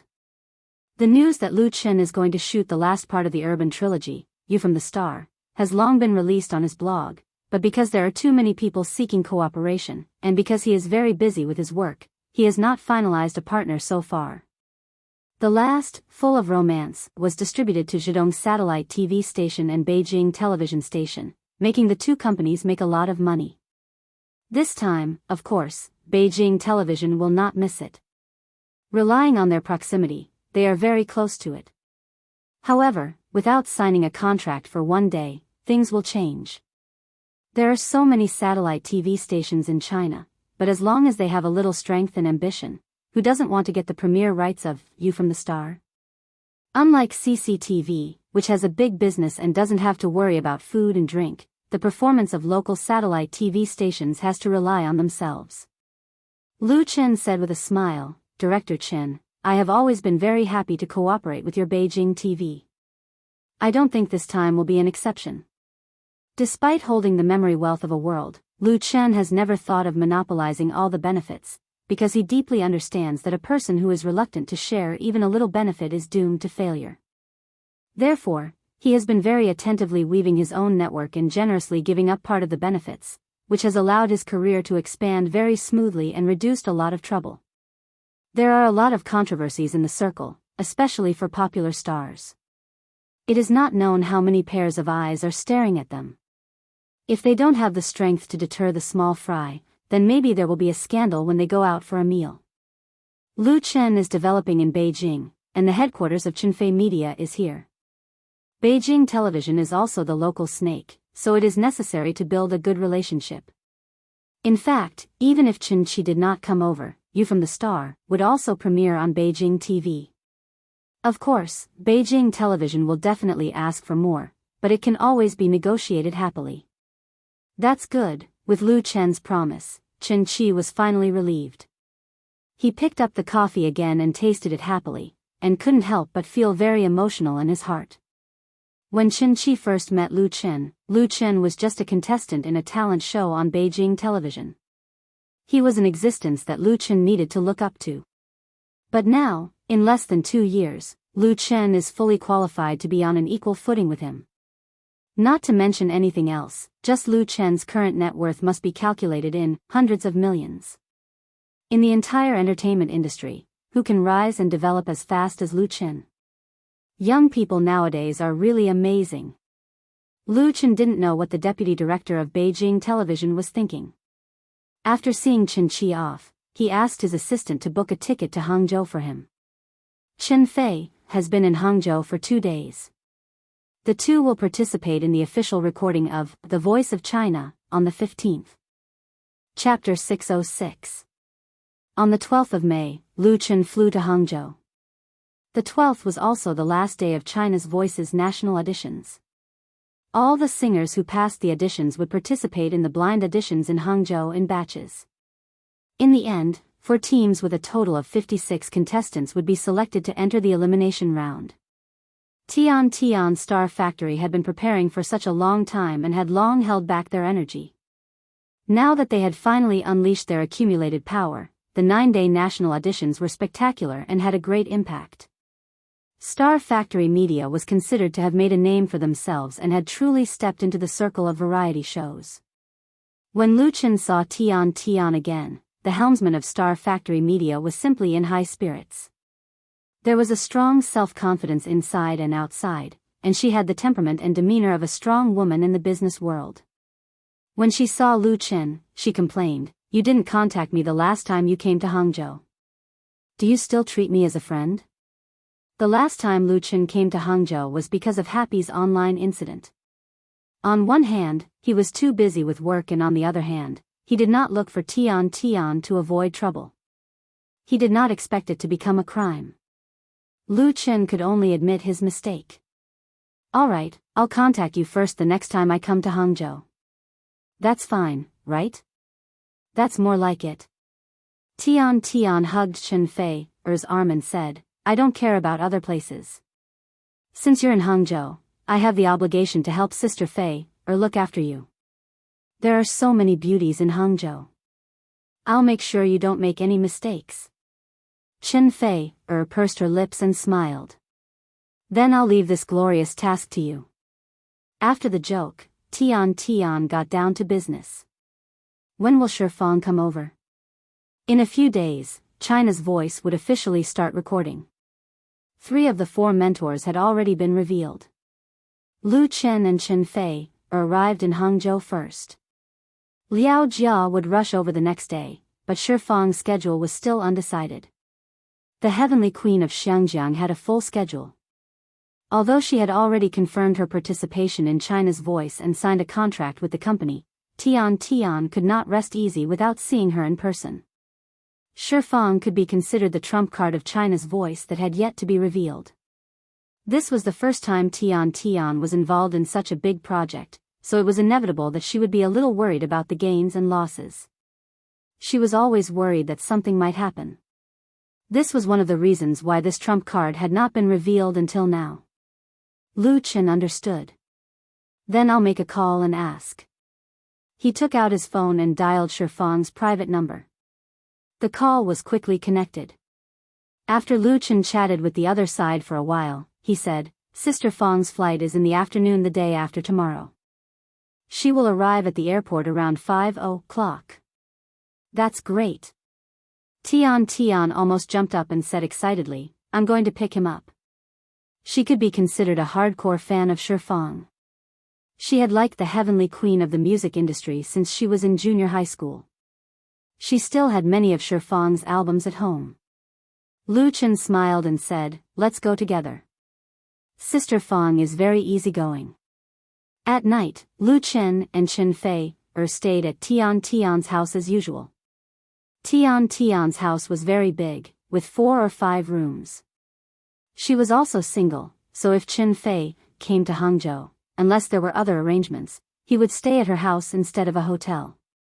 However, Lu Qin still felt that it was a little inconvenient. He said to Chen Fei, "Why don't we buy a house here?" Chen Fei nodded and said, "Okay." Lu Qin suddenly became interested. "Then we'll go look at a house in 2 days." Chen Fei smiled and said, "There's no need to be so anxious, right?" Lu Qin hugged her, looked up at the ceiling and said, "You don't know this, but when I was studying in Hangzhou, I wanted to buy a house here. In the end, I've fulfilled my wish now. What he didn't say was that he wanted to buy a house in order to have a warm home with his girlfriend. After graduation, he wanted to stay in Hangzhou to develop his career. However, the accident at home changed everything. Chen Fei, who was in Lu Chen's arms, felt his mood at this time and said, "Then let's wait for 2 days." For ordinary people, buying a house in a big city like Hangzhou might not be enough even if they worked hard for a lifetime. But for her and Lu Chen, it was a very simple thing. As long as Lu Chen was happy. The next night, Lu Chen picked up Liao Jia, who had returned from Europe, at the Hangzhou International Airport. Liao Jia had been in Europe for some time. He couldn't bear the loneliness and liked to travel around. He often went to a city to live for a period of time, and then went to other places. It was precisely because of this unwillingness to be bound that he had yet to find his true home. This time, if he had not agreed to Lu Chen's invitation, he would not have been willing to come back from France. After settling down this rock star, on the evening of the 14th, Lu Chen, Chen Fei, and Tian also welcomed Shi Fang at the Hangzhou International Airport. Shi Fang's visit was very low-key this time. There was no news from Xiangjiang at all. Only a few friends in the circle knew that she would come to China to participate in the Voice of China. She only had 2 assistants with her. Sister Fang. When they saw Shi Fang wearing a hat and sunglasses in the VIP passage of the airport, Lu Chen was the first to go up and greet her. Big smile immediately appeared on Shi Fang's face, and she took the initiative to open her arms and hug Lu Chen. The Xiangjiang Heavenly Queen said with a smile, "Chen Zai, long time no see." Her complexion looked very good. Chen Fei, also came up to greet Sister Fang. "Hello, Fei, Shi Fang had met Chen Fei, at the Xiangjiang premiere of a Chinese ghost story, so she naturally remembered her. Following that, Lu Chen introduced Tian to Shi Fang. Shi Fang was a little surprised. "Miss Tian is so young." That's really surprising. In Xiangjiang, there had never been a beautiful girl in her 20s who could manage an entertainment media company. Shi Fang could not help but look up to Tian. In front of this Xiangjiang Heavenly Queen, Tian was already a little fan, holding her hand excitedly. Shi Fang was surprised and a little amused. She then felt that Tian was very cute. She had an easygoing personality and did not put on any airs of a heavenly queen, so she got along well with Tian. That night, Tian hosted a banquet at Hangzhou's Shangri-La Hotel to entertain Shi Fang, who came from afar. Liao Jia attended at the same time. With that, the 4 main judges of the Voice of China were all gathered together. How could they not take a photo at such an important moment? Tian took a photo with her phone and immediately posted it on the Voice of China's official Weibo. The last mystery guest of the Voice of China was thus revealed. As expected, this special photo caused a huge reaction on Waves's blog. Chapter 607. China's Voice's official Weibo account on Waves's blog had only been online for a short period of time, but the number of fans grew at a rapid pace. Especially after it was announced that Lu Chen and Chen Fei would be the judges and mentors of the reality talent show, the attention on the show increased exponentially. Countless fans of Lu Chen and Chen Fei were paying attention to China's Voice. That was because for everyone, the appearance of this singing couple at the mentors' table at the same time was undoubtedly something worth watching. Of course, the attention of China's Voice was not limited to just the two's fans. Liao Jia's participation also increased the show's popularity, especially for those who liked rock music. Following the start of China's Weibo national auditions, the show attracted a lot of attention. However, the officials seemed to think that it was not enough, as they deliberately left the last suspense until the end of the auditions. Every day, there would be people discussing and guessing in the comments section of China's official Weibo account and the official Tieba, guessing who the final mentor would be. The list ranged from domestic to Hong Kong and even overseas. Now, the mystery was finally revealed. Tian's photography skills were very average, and her camera tool was a mobile phone. However, the photo she took tonight was not about technique or quality. The key was the main character in the photo. In the luxurious private room of Shangri-La Hotel, four superstar mentors sat around the table. The first one on the left was Liao Jia, the last king of the era of national rock. With long hair and a cowboy shirt, he always had an unruly look. Next to Liao Jia was Lu Chen. He was tall, handsome, and young. His casual attire made him look elegant, and the faint smile on his face made him look like a friendly boy next door. On the left of Lu Chen was Chen Fei. Her long dress with simple makeup did not change her beauty, and her smile was charming. As for the last person, who was sitting on the far right, it was a beautiful woman wearing a burgundy dress. Her hair was tied up in a bun, and her face was slightly thin, giving off a delicate feeling. Everyone who saw this photo, recognized her at a glance. Shi Fang, the heavenly queen of Xinjiang's music industry, Shi Fang.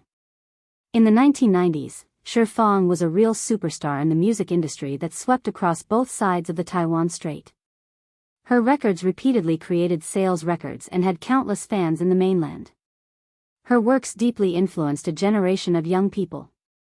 Someone once calculated that if Shi Fang's album included pirated copies, the total sales volume in the mainland would definitely exceed 100 million. After entering the new era, her influence did not decline much. Many of her films and TV works were broadcast in China, and she became the heavenly queen of film, TV, and song in the hearts of her fans. In 2003, she held a special concert at the Beijing Workers' Stadium. 70,000 tickets were sold out, and the price was even inflated by scalpers to several times the original price. However, 10 years ago, Shi Fang temporarily retired from the entertainment industry due to health reasons. After about 5 or 6 years of silence, she lost a lot of her popularity, but the real fans were still looking forward to her comeback. There were a lot of stars in the Xinjiang entertainment circle, and there were many talented people. However, in terms of influence and popularity in the mainland, no man could compare to Chen Gangsheng, and no woman could compare to Shi Fang. Therefore, when everyone saw Shi Fang appear in the country and chat happily with Lu Chen and the others, they were very surprised, especially those who liked Shi Fang. Oh my God, it's actually Shi Fang. Am I seeing things? I'm still in shock. When did Shi Fang make a comeback? I didn't even know about it. Shi Fang's fans were passing by. Their favorite song is Romantic Night. They will never forget it. Romantic Night +1. Rose Tulip is also very good. I always sing these two songs when I go to KTV. China's voice is really amazing. They actually managed to invite Shi Fang. Seeing Sister Fang again, I feel like crying. Tell me, Lu Chen, Chen Fei, Liao Jia, and Shi Fang. What's the weight of these four combined? Super heavyweight. It was indeed a super heavyweight. There were many talent shows in the country, and there was no lack of high-end productions. However, when it came to singing reality shows, there were not many that could compare to China's Voice, which had just revealed its trump card. Lu Chen, Chen Fei, Liao Jia, and Shi Fang.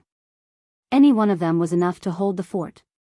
Even if it was Lu Chen, who had debuted the shortest and youngest, in terms of popularity and strength in the Chinese pop music industry, how many could compare to him? It would not be an exaggeration to say that such a lineup was extravagant.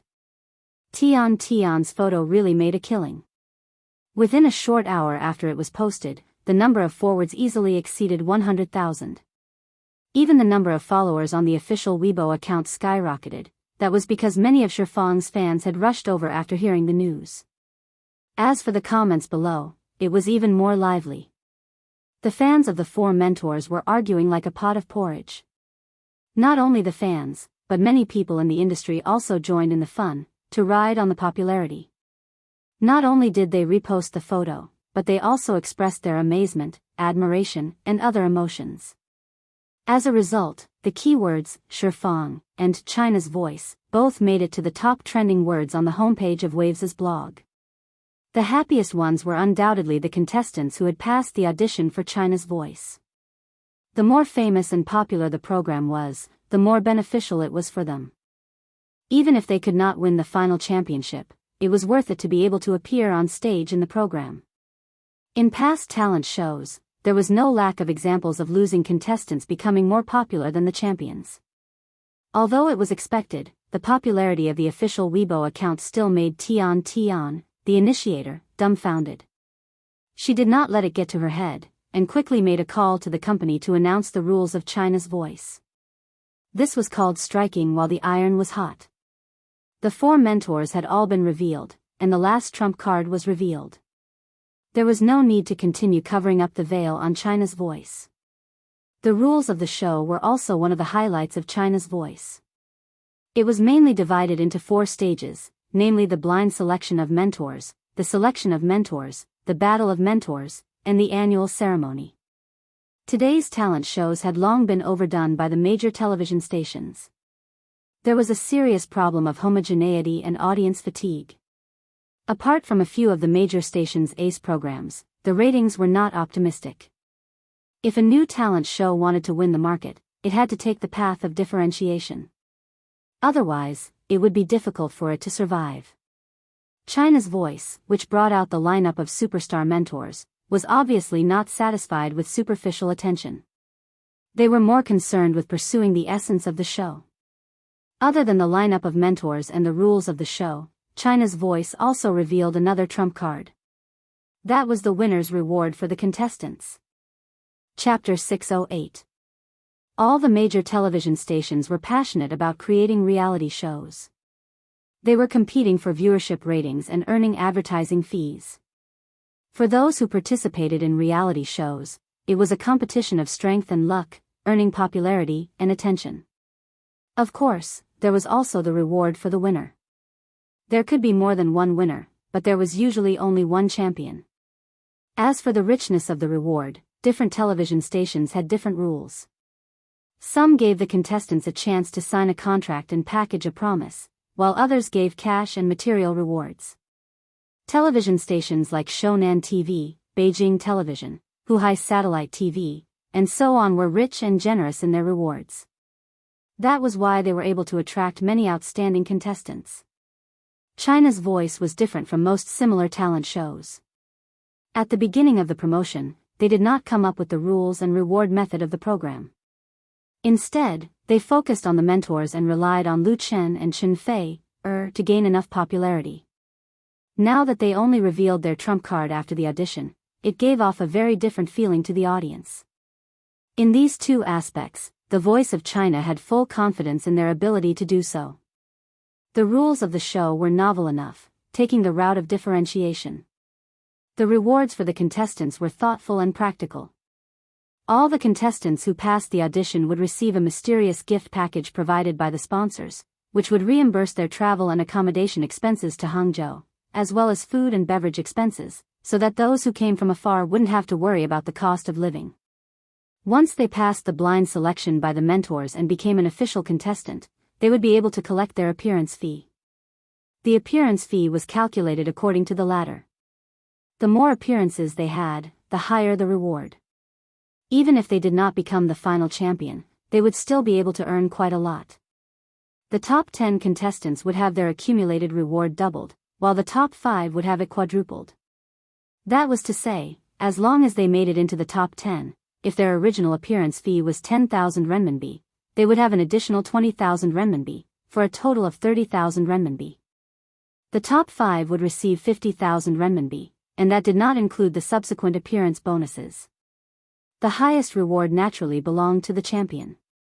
The champion of the first season of China's Voice would receive 500,000 renminbi after tax and the right to sign a contract with Chen Fei Media. The most tempting part was that as long as they signed a contract with Chen Fei Media, Lu Chen would personally create an album for them. That was a reward exclusive to the champion. Of course, the champion could also choose not to sign with Chen Fei Media. That would be equivalent to giving up the opportunity. There were many talent shows in the country, especially the singing category. Because the organizers had a cooperative relationship with the entertainment media or management companies, once a contestant obtained a high ranking, they had to sign a contract with the other party. Otherwise, they would be directly eliminated in the next round, or they might not even be qualified to appear again and be replaced by someone else. This was the unspoken rule of talent shows. Singers were often in a very passive and weak position during the process. They clearly knew that signing the contract was very unfair to them, but in order to continue appearing, they could only choose to compromise. It was precisely because of this unspoken rule that some artists who came out of talent shows fell out with the companies they signed with after they became famous and popular, causing an uproar. Signing a contract with a company wasn't completely unreasonable. Naturally, they had to earn back the manpower and resources invested in the show. If they didn't sign a good seedling early on and the contestant became famous, they would sign with another company. Wouldn't it be like drawing water with a sieve? Who would want to do that? Chunfei Media was willing to do it. Chunfei Media did not force a contract and was only willing to sign a contract with the champion. If the champion was not willing, they could still reject it. There was no rush to sign a contract before the recording, and the contestant was completely free. The reason why Chunfei Media could break the unspoken rule was that Chunfei Media did not participate in the recording and broadcasting of the show. It was only in name, and the real producer was Star Factory Media. Star Factory Media also relied on selling program content to television stations to achieve profits, so there was no need for them to sign artists. On the other hand, it was probably the contestants who requested to sign with Chunfei Media.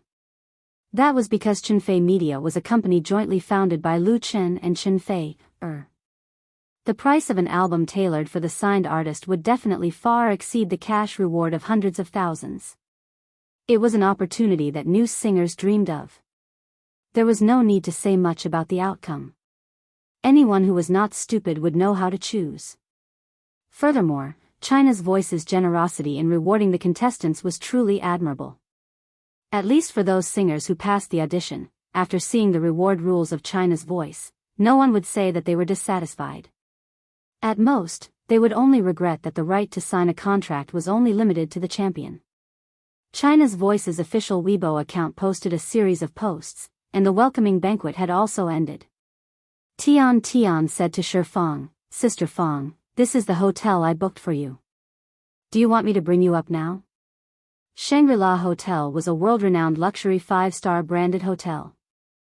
It had branches in Beijing, Shanghai, Xiangjiang, Baodao, Hangzhou, and other major cities. It was one of the designated hotels for many celebrities. China's Voice's recording time was not short. The rooms that Shi Fang and the others were staying in had been booked long ago. Tian thought that Shi Fang must be tired after flying all the way from Xiangjiang and needed to rest early. However, to her surprise, Shi Fang replied with a smile, "There's no rush. I'm not tired yet. I've been to Hangzhou more than 10 years ago. Other than West Lake, I've pretty much forgotten everything else." Tian's eyes curved. "Then I can be your tour guide and accompany you to have a good time here." Liao Jia scratched his head and said, "It's still early. If everyone is free, I have a friend who owns a decent bar here. Let's go over and have a chat." Tian was surprised. "Brother Liao Jia, you have a friend who owns a bar? Where is he?" Liao Jia explained, "On Nanshan Road. He used to play rock and roll. His wife is from Hangzhou." Lu Chen and Chunfei looked at each other. Lu Chen asked Shi Fang, "Sister Fang, do you think it's a good idea?" Shi Fang smiled and said, "Of course it's a good idea. I'm free tonight anyway. Let's go to Mr. Liao's friend's bar and see what's the difference between Hangzhou's and Xiangjiang's bars." Liao Jia clapped his hands. "Great. I'll call Little Six now and book a place first." He immediately took out his cell phone and made a call. The person on the other end of the line was very excited when he received Liao Jia's call. His voice was so loud that everyone in the room could hear him clearly. When he found out that Liao Jia was going to bring a friend over, he was extremely welcoming and kept saying that he would treat them all.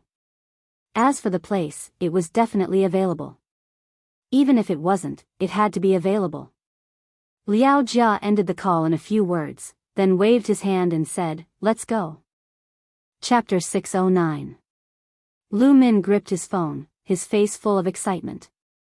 His wife, who was checking the accounts behind the counter, asked, is Brother Liao Jia coming over? She had overheard the conversation when Lu Min was on the phone, but she couldn't hear it clearly. Lu Min nodded and said, yes, Brother Liao Jia is bringing his friends over to have some fun.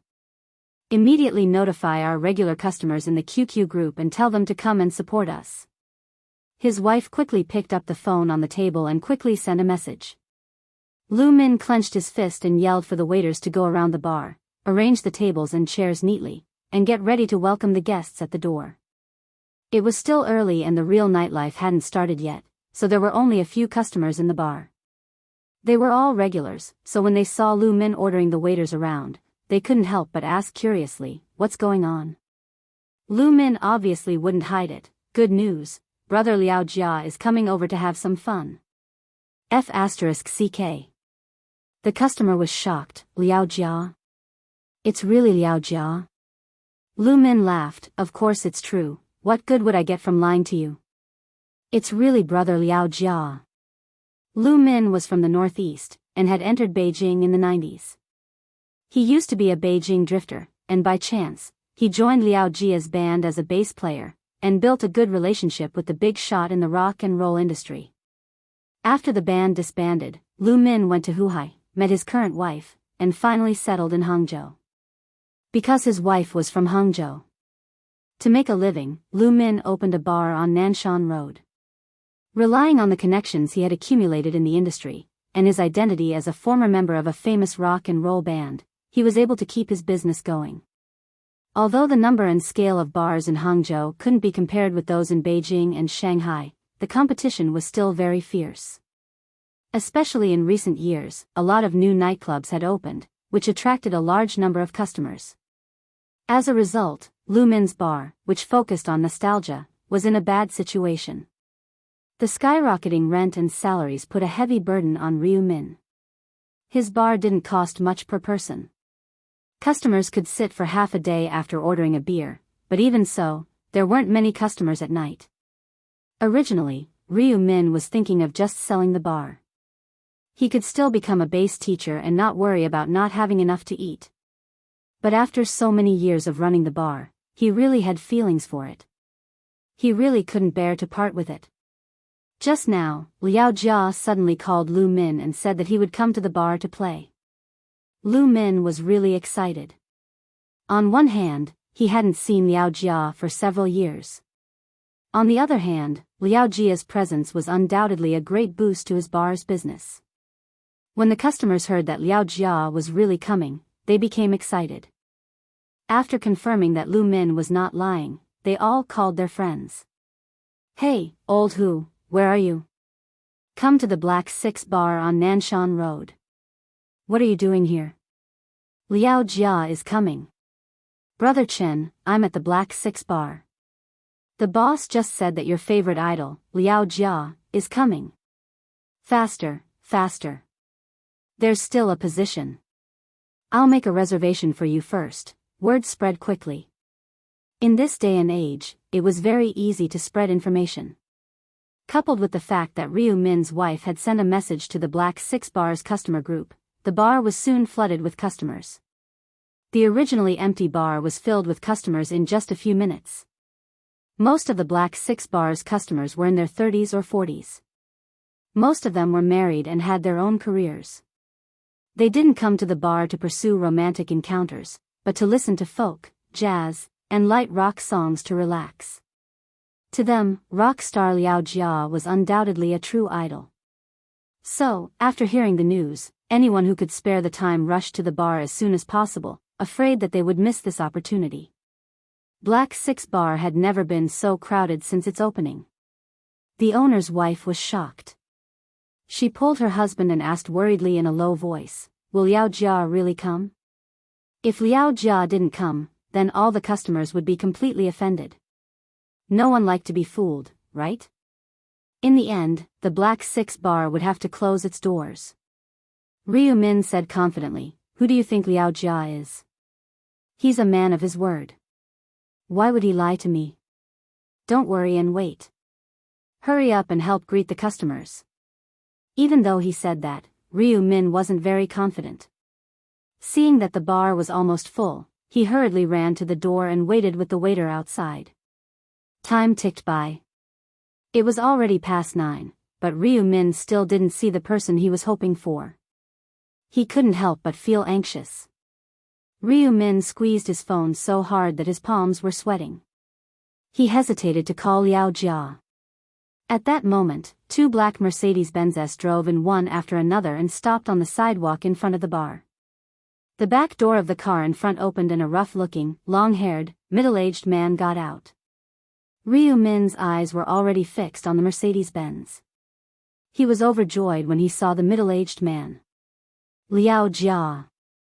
It was Liao Jia, the person he had been waiting for. Hearing the greeting, Liao Jia turned his head and smiled. Lil 6, it wasn't easy to find this place. It wasn't his first time in Hangzhou, but it was his first time at Black 6 Bar. He had heard about Ryu Min from a friend some time ago, so he decided to drop by and support this friend of his. Liao Jia was a nostalgic person. He was very kind to his friends and had a good reputation in the circle. Ryu Min took 2 steps forward and hugged Liao Jia excitedly. Liao Jia, thinking of the past, the man's eyes became a little moist. Liao Jia patted Ryu Min on the shoulder and said, "Long time no see. Let's have a good chat tonight." "Oh, right," he turned around with Ryu Min in his arms. "I brought a few friends with me." Ryu Min immediately said, "Welcome, welcome. Liao Jia, your friends are my friends." As for tonight's drinks, halfway through his sentence, he froze. At that moment, Ryu Min saw 2 people getting out of the Mercedes-Benzes. Lu Chen, Chen Fei, and one of them looked like Shifang. That's right, it was the queen of Xiangjiang, Shifang. Ryu Min felt like a pie had fallen from the sky. He was dizzy. Chapter 610. For Lu Min, the fact that Liao Jia could come to his bar tonight was already a great blessing. Even if Liao Jia only stayed for half an hour to have a drink, it would still be a great boost to the bar's business. At the very least, Black 6 signboard would be made known, the so-called celebrity effect. However, he never expected that Liao Jia would bring such amazing friends with him. Lu Chen, the most outstanding composer in the country's pop music scene, the pioneer of campus folk songs. To put it bluntly, the number of people in his bar who liked Lu Chen was definitely more than the number of people who liked Liao Jia. Chen Fei, and Shifang, the 2 heavenly queens. Such a lineup of friends was too powerful. Lu Min could imagine the commotion that night at Black 6. If he hung a photo of them on his wall, he would not have to worry about business for a long time. Liao Jia squeezed his shoulder hard and smiled. "What's wrong?" Lu Min seemed to wake up from a dream and stammered, "Liao. Brother Liao. Why? Why are they?" Liao Jia smiled, "We're all friends. Have you heard of China's Voice? We're the judges and happen to be together tonight, so we came over to have some fun. Are we welcome? Are we welcome?" "They're absolutely welcome." Lu Min was startled. "Brother Liao, you're my real brother." Liao Jia laughed heartily, then introduced Lu Chen, Chen Fei, and Shifang to Lu Min. Ryu Min hurriedly expressed his respect for him. If he was like that, the 2 waiters at the door were completely dumbfounded, unable to believe their eyes. Wasn't their boss a little too famous? When Liao Jia, Lu Chen, and the other 2 entered the bar, the customers' reactions were no better than the waiters. The entire place fell silent. Following that, it was unknown who started it, but warm applause rang out like a tidal wave. Everyone used this method to express their sincere welcome to the few heavenly queens who had come. Liao Jia, Lu Chen, Chen Fei, Shifang. The names of the 4 people were called one after another. Many customers, who had just woken up from a dream, took out their phones to take photos and videos, and immediately uploaded them to their blogs or personal spaces. Lu Min wasn't stupid. He quickly pulled the waiter over and ordered, "Close the shop and don't let anyone in." If the door wasn't sealed, the people running in would probably crush Black 6. Under Ryu Min's guidance, the 4 of them sat down at their reserved seats. At this time, a singer was playing and singing on the stage in the middle of the bar. When he saw Lu Chen and the others, he was so excited that he sang off-key and his face turned red. Two waiters immediately served the drinks and snacks to them. After Shi Fang sat down, she elegantly looked around and smiled. The environment here is pretty good. Black 6 decorations were unique, and the atmosphere was good. In fact, it was more romantic when there were fewer people, so it kept a group of old customers. Otherwise, it would have closed long ago. At night, there were too many people, and there were no empty seats. If Ryu Min hadn't arranged for a few waiters to work as security, and if Black 6 customers weren't mature and rational, a group of people would have surrounded Lu Chen and the others to ask for autographs and photos. Even so, they were still the center of attention, and a lot of photos were posted online. After tonight, countless people would know the name of Black 6. At least Ryu Min's bar would be famous in Hangzhou, and they wouldn't have to worry about business anymore. Liao Jia opened a bottle of black beer and took a sip. He smiled. I'm not afraid of being laughed at, but it's my first time here too. Liao Jia used to be a member of my band. His name is Ryu Min. His bass skills are at least in the top 10 in the country. Ryu Min, who was sitting beside him, was extremely embarrassed. I can't do it anymore. I might not even be in the top 1,000. Ryu Min's bass skills were well known in the circle, otherwise he wouldn't have been qualified to be a member of Liao Jia's band. But after opening the bar, he had less and less time to practice. At most, he could only perform on stage by himself, so his level naturally dropped a lot. Liao Jia was loyal to his friends. When the band broke up, he didn't mistreat them. Later, when the band was reorganized, he invited Ryu Min again, but Ryu Min had chosen to stay in Hangzhou. Speaking of the past, Ryu Min naturally had a different feeling in his heart, but he didn't regret it. Liao Jia understood. It's all for a living. After finishing a bottle of black beer, Liao Jia seemed to have opened the source of his memories, and told the customers about his rock days. When it came to rock, Lu Chen could talk about it, because he had learned about this period of history. Chen Fei, was no stranger either. When she debuted, it was the last days of rock. Interestingly, Shi Fang was also quite familiar with rock, and she had a good relationship with several older rock singers in Xiangjiang, such as Lin Guocheng and Zhang Zhedong. In 1992, I saw the concert of the Black Ravens at the Kowloon Stadium, and I still haven't forgotten it. The Black Ravens was a national rock band active in the late 1980s and early 1990s. They had a total of 3 albums, with a total sales of more than 20 million, and were regarded as the mainstay of the national rock. In September 1993, Gao Yi, the lead singer and soul of the Black Ravens, accidentally fell off the stage during a concert rehearsal, resulting in a serious skull injury, and eventually died in Chaoyang People's Hospital at the age of 32. Gao Yi's unexpected death was undoubtedly a heavy blow to the national rock. The Black Ravens, which had always been a leading role, never recovered and disbanded 2 years later, leaving endless sorrow to the fans of the national rock. In 1992, the Black Ravens concert in Jiulong, Xiangjiang, was also their last concert, which caused a great sensation in Xiangjiang at that time. And Gao Yi was Liao Jia's guide on the road of rock and roll, his eternal spiritual mentor. Liao Jia said with a wry smile, if Brother Gao were still alive, he would definitely scold me. What the hell am I singing now? The national rock declined at the end of the 1990s. Although it did not completely disappear, it was replaced by light rock and roll.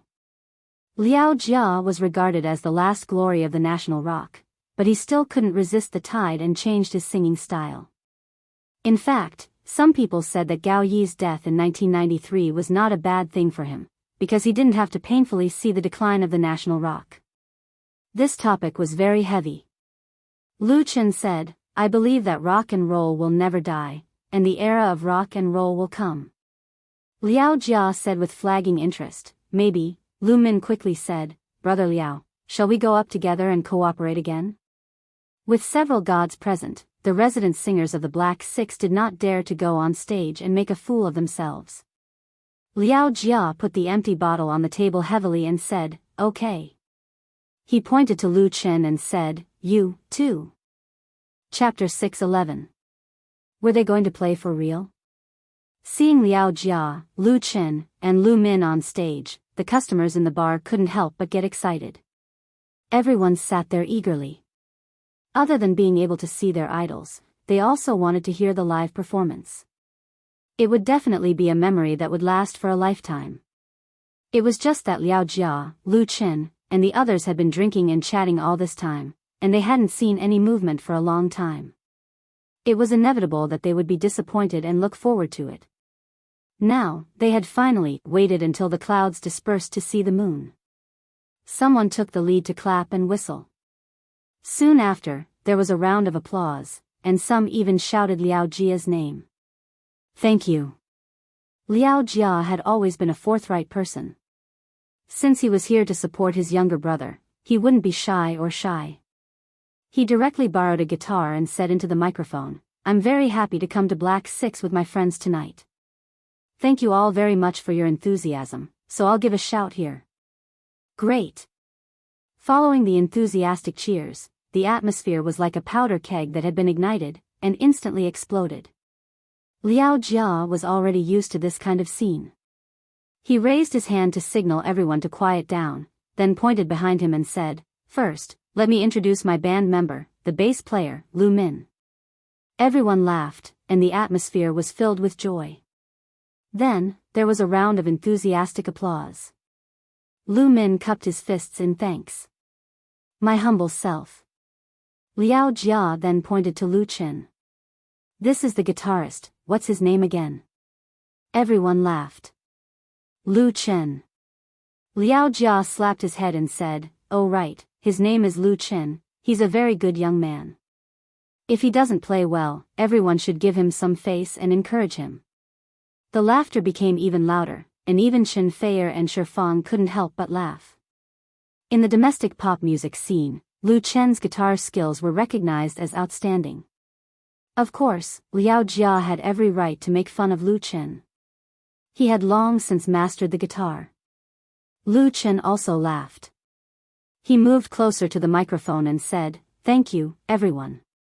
Then, Liao Jia introduced the keyboardist and drummer. This time, he really didn't know who they were, but Lu Min reminded him. 5 people, a standard rock band. Liao Jia patted the guitar in his arms and said, "I haven't sung for a while. It's rare to have so many good friends here. I'll sing Old Guy first tonight."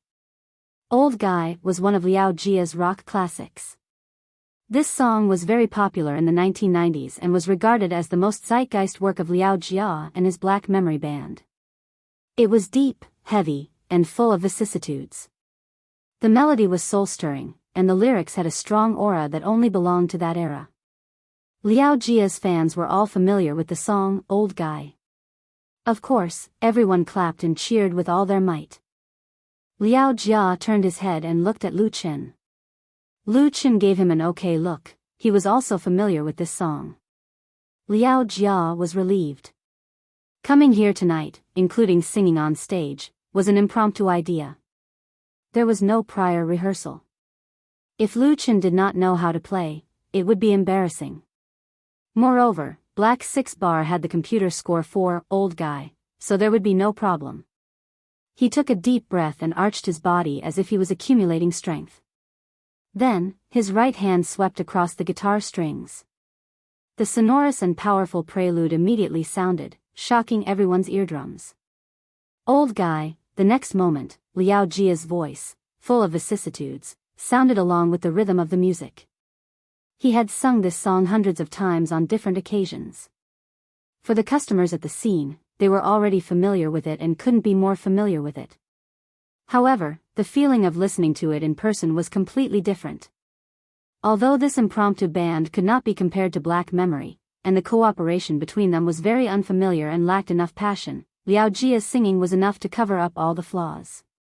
His voice was hoarser than it was in the past, and it was no longer as passionate as it was in the past. Even his roar was not so powerful. However, the vicissitudes of time were like aged wine that became more and more fragrant, going straight into the soul and making people tremble involuntarily.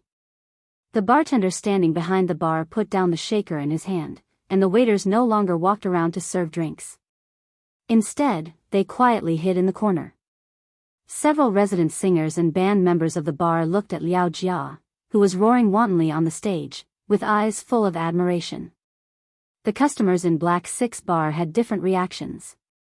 Some of them pursed their lips and looked very serious, some clenched their fists and shouted silently, and some had sparkling eyes. Everyone seemed to have returned to the glorious rock and roll years, especially the middle-aged people in their 40s.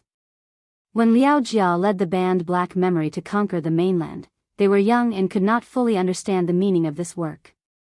The ruthless years made them understand what they did not understand before. Now that they heard this song, Old Guy, again, the feeling was completely different. Even if their hearts were already as hard as iron, they could not help but be deeply moved. Because they had become, or were about to become, the old guy in the song. Lu Chen stood behind Liao Jia on the right side. It was the first time for him to play in a band as a non-lead singer, and he felt very fresh. In addition to this fresh feeling, the shock in Lu Chen's heart was no less than that of the fans at the scene. Because he saw a kind of strength in Liao Jia, a kind of persistent and tenacious strength for music and rock.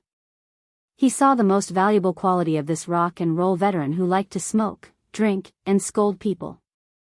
Lu Chen couldn't help asking himself if he had reached such a level in music. The answer was obviously no. He wrote novels, wrote screenplays, made TV shows, made movies, invested in games, invested in media companies. His career was getting bigger and bigger, and he was making more and more money, but it seemed that he was getting farther and farther away from his original music dream. Lu Chen could not help but fall into deep thought. He did not doubt whether he was going the right way, but was he going too fast and in such a hurry that he missed the scenery along the way? Until Liao Jia finished singing the last line of the lyrics, "Goodbye, you old guys forever." The audience was silent.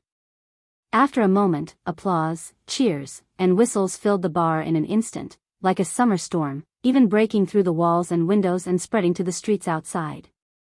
A large circle of people had gathered outside Black 6 bar. They were all fans who had rushed over after getting the news, but were blocked outside by the waiters. Although the bar had already put up a sign at the door, not many people were willing to leave. They heard the cheers and applause, and the crowd was in a commotion. Chapter 6:12. After singing Old Guy, Liao Jia, the old guy, had beads of sweat on his forehead. Although he said it was for fun, he was still very focused and serious when it came to singing. Even if he was not at his peak in the past, it was enough to shock everyone present. The people in the Black 6 bar expressed their respect and love with neat and warm applause. Although there were not many fans present, the atmosphere and momentum they created was not worse than some concert scenes. Anyone who was in it would feel their blood boiling and excitement surging. For a singer, this feeling was unparalleled.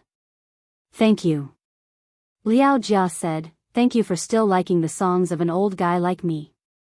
Someone immediately shouted, "Brother Liao, you'll never get old. You'll always be 28 years old." Always be 28 years old, this was what Liao Jia once said to his fans at a concert. Those who were familiar with Liao Jia knew this joke. Many people laughed and shouted, "Brother Liao will always be 28 years old." Liao Jia also laughed. He smiled and waved his hand, saying, "That was in the past. I'm really old now. The future belongs to the young people, too." He turned around and pointed at Lu Chen, saying, "That's theirs. Let Lu Chen sing a song for you." "Okay." Although Liao Jia only sang Old Guy and had no intention of continuing, everyone was still satisfied. Moreover, Lu Chen was also a singer they liked. Therefore, the applause continued to welcome Lu Chen. Lu Chen found it hard to refuse the enthusiasm. He said while holding his guitar, "Brother Liao is too modest. I also think he will never get old. At least in our hearts." Everyone laughed, and someone whistled loudly in great agreement. Lu Chen continued, "I'm also half a Hangzhou person. This time, I came with Brother Liao, Miss Chen Fei, and Sister Shi Fang to record the show, China's Voice. I hope everyone will support us. The laughter in the bar became even louder. No one expected Lu Chen to advertise his show here. A few fans shouted, "We'll definitely support you." "Thank you," Lu Chen smiled and said, "Then I will sing a song for everyone. I wrote this song before, but I have never sung it. I hope everyone will like it." Huh? Lu Chen was going to sing a new song. Everyone suddenly became excited. Everyone felt that tonight was too perfect. They were really too lucky. Today was actually a very ordinary day, but they were lucky enough to meet their idol here. First, they heard Liao Jia sing "Old Man" live, and then they would be able to enjoy the new song composed by Lu Chen. People would die of envy if they said it out loud. Many people took out their mobile phones and showed off in blogs, Tieba, or QQ groups. He had never had such an opportunity before, and there might not be another one in the future. If he didn't show off now, when would he? Even Chen Feier pointed his phone camera at Lu Chen. However, she was not only recording, but she also opened the Whale TV app on her mobile phone, logged into the account of Lu Chen's Anchor Studio, and opened a live broadcast for him. Lu Chen signed a sky-high endorsement contract with Whale TV. Of course, he had the obligation to work after taking other people's money. There were also requirements for live broadcast time, so he couldn't be too casual. So usually, if Lu Chen had any important activities, the original studio would arrange for a live broadcast, which brought a lot of popularity and fan resources to Whale TV, and fulfilled his contract. This kind of formal live broadcast usually had advance notice, and sometimes, Lu Chen would suddenly open a live broadcast to give his fans a big surprise. All along, Lu Chen has been very sincere in managing his fans, so he has never abandoned the fans he first met in Whale TV, nor has he abandoned the Whale TV that gave him strong support. It's just that most of the time, Lu Chen couldn't do it himself. He had to borrow the hands of others. For example, the current Chen Feier. Chen Feier installed the Whale TV app on her mobile phone. She did not open a live broadcast in it, just to help Lu Chen complete the contracted time when it was inconvenient for him. Wasn't this an excellent opportunity? Of course, she also felt that it was quite interesting and fun. On the Whale TV side, Lu Chen's Anchor Studio logged into the live broadcast, and his online fans all received the system notification, so they ran over immediately. Wow! What day is it today? Big Lu Chen started a live broadcast? I just saw on the blog that my Chen, my Fei, Liao Jia, and Shifang were eating together. What happened? Could it be that China's voice? Throwing flowers to celebrate. I haven't seen my Chen on Whale TV for a long time.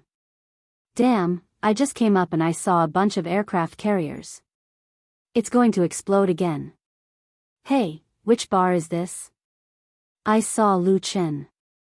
I'm curious, who's taking pictures with their mobile phones? I'm curious too. All kinds of bullet screens and GIFs flew up, filling the interface of the Anchor Studio. The number of viewers in the room skyrocketed, worthy of Lu Chen's title as the #1 celebrity anchor of Whale TV. Chen Feier, who was holding the camera, saw the bullet screen messages on the screen. She pursed her lips and smiled, reached out to open the anchor window, and used the front camera to take a picture of herself at the same time, appearing in the Anchor Studio. The Anchor Studio suddenly exploded, and the fans were excited. It's actually my Fei. Chen Feier. Chen Feier. Chen Feier.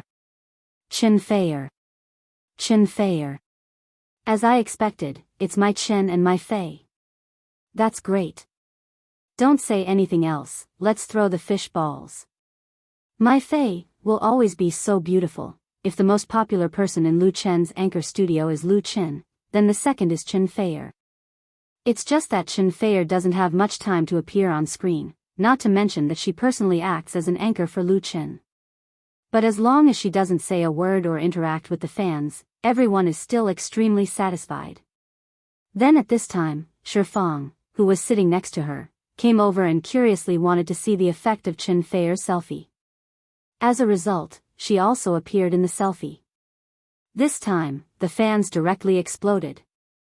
Shurfong. What the F***, the two heavenly queens. The live broadcast tonight is going to set a record, so lucky. It's really Shurfong, I'm your fan. I feel like crying. In just a few minutes, the online fans in the live broadcast room have exceeded 200,000, but everyone's attention was completely attracted by the two heavenly queens, ignoring Lu Chen, who was preparing to sing on the stage. Chapter 613. The lights in the bar dimmed, and the light from a spotlight fell on Lu Chen. Lu Chen sat on a high stool. He put one foot on the stool and held the guitar casually. Gently plucking the strings, Lu Chen had a feeling of going back to the past, back to the time when he was a resident singer in Forget Grass Bar. But now he is not the original him. Time is too fast, and too many people and things have changed. Soon, the bar quieted down, and the emotions aroused by Liao Jia's song, Old Guy, gradually subsided, and the atmosphere became peaceful and relaxed. Lu Chen reached out and adjusted the position of the microphone, and then said, "The name of this song is, The Story of Time." His eyes looked ahead, as if staring at the endless void, and there was a trace of memory in his calm eyes. The flowers in spring bloom, the wind in autumn, and the setting sun in winter, melancholy youth, I used to think so ignorantly. The windmill turns every day in the song of the cycle of the 4 seasons, I grow up year after year in the poem of wind, flower, snow and moon. The flowing water takes away the story of time and changes a person in that sentimental and waiting youth for the first time. Yellowed photographs, old letters, and faded Christmas cards. I'm afraid you've forgotten the songs I wrote for you when I was young. In the domestic pop music world, when it comes to Lu Chen, original folk songs are an inescapable topic. Lu Chen created his own world with his original, campus folk songs. You Who Sat Next to Me, The Brother Who Slept on My Upper Bunk, Love in the Wind, and other classic works are still sung by countless people, especially on campus. Many people like Lu Chen because they like his folk songs. But today's Lu Chen, in terms of creative style, has already moved from folk-light rock to more popular love songs. These classic folk works can only exist in his past albums. For the more than 100 fans in Black 6 Bar at this moment, they were extremely lucky, because they heard another new folk song by Lu Chen, and it was a typical campus folk song. Most importantly, Lu Chen's reprise of the folk song, whether it was the melody or the lyrics, was still so touching. Old vows are like colorful bookmarks in a textbook. There were many beautiful poems, but in the end, it was just smoke. The story of flowing water carrying away time changed 2 people. In that sentimental and first tearful youth. The long journey, the dream of yesterday, and the faraway laughter. How many journeys did it take for us to meet again? No longer the old familiar me with the old feverish dreams, nor is it the familiar you of the past who still has the same smile. The water, which carries away the time, changes us. In those sentimental memories of youth. Who didn't have a past? Who doesn't have youth? Who doesn't have a past worth remembering? Looking back on the past, who doesn't have regrets in life? This song, The Story of Time, which was played and sung by Lu Chen, easily evoked the memories buried in people's hearts. Youth is fleeting, time is fleeting, the flowing water takes away the story of time, and also takes away the sentimental youth. The listeners in Black 6 Bar were basically in their 30s or 40s. Most of them had already got married and started a career. Many of them worked hard in this city and understood the ruthlessness of time and the vicissitudes of life. This song, The Story of Time, mercilessly touched the softest part of their hearts. The layers of camouflage heart shields were so easily penetrated by Lu Chen's affectionate singing, and were unexpectedly exposed. One of the women, who was obviously an elite in the workplace, had a sparkling light in her eyes. She bit her lips tightly, and no one knew what she was recalling. Her expression changed, sometimes sweet and sometimes painful. Lu Chen's singing and the scene of the scene were also presented in the anchor room through Chen Fei's mobile phone. The messy barrage quickly disappeared, and even the tips disappeared. It became unprecedentedly quiet. At this time, in Lu Chen's anchor room of Whale TV, the online audience has exceeded the 1 million mark. Although Chen Fei still held her mobile phone dutifully, her mind was not on it at all. She was also deeply moved by this song, The Story of Time. She stared at Lu Chen intently, and her eyes flashed with tenderness. Time is ruthless, and her youth is also passing away. But to be able to be with Lu Chen, what a blessing in life. In those sentimental memories of youth for the first time. When Lu Chen sang the last line of the lyrics and played the last note, the audience was silent. Everyone was still immersed in the atmosphere created by the song. No one applauded, cheered, or spoke. It was not until the crisp sound of a bottle falling that everyone seemed to wake up from a dream. Then the applause sounded fiercely. It was very neat, pure, and clean. Everyone could only express their love for The Story of Time in this way, as well as their admiration for Lu Chen. At the same time, they thanked him for creating a new folk song that could become a classic. Chen Fei temporarily turned off the live broadcast. She put her mobile phone on the table and applauded with everyone. But she suddenly felt something strange. She turned her head and saw that Shifang, who was sitting next to her, had tears in her eyes. Chen Fei couldn't help but be shocked. She quickly held Shifang's hand and said, "Sister Shifang?" Shifang embarrassedly raised her hand to wipe her tears. She said with a smile, "I'm sorry.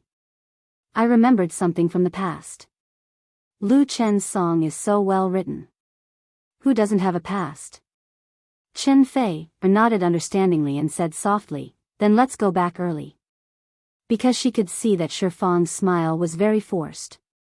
Obviously, she was full of worries. Shifang shook her head and said, "No, it's rare for everyone to come out and have fun." Chen Fei insisted, "I'm a little tired too. I have to record the show tomorrow. I'll rest early tonight." Ignoring Shifang's objection, she called Lu Chen back and said that she wanted to go back. Lu Chen noticed Shifang's expression. Of course, he had no objection, but he respected Liao Jia and said, "Brother Liao, let's go back first." "What about you?" Liao Jia smiled and said, "I've had a good time tonight. Let's go." He said he was going to leave, and he was very straightforward. Seeing that Lu Chen and the others were about to leave, the fans in the bar were very reluctant, but they also knew that they couldn't be too greedy.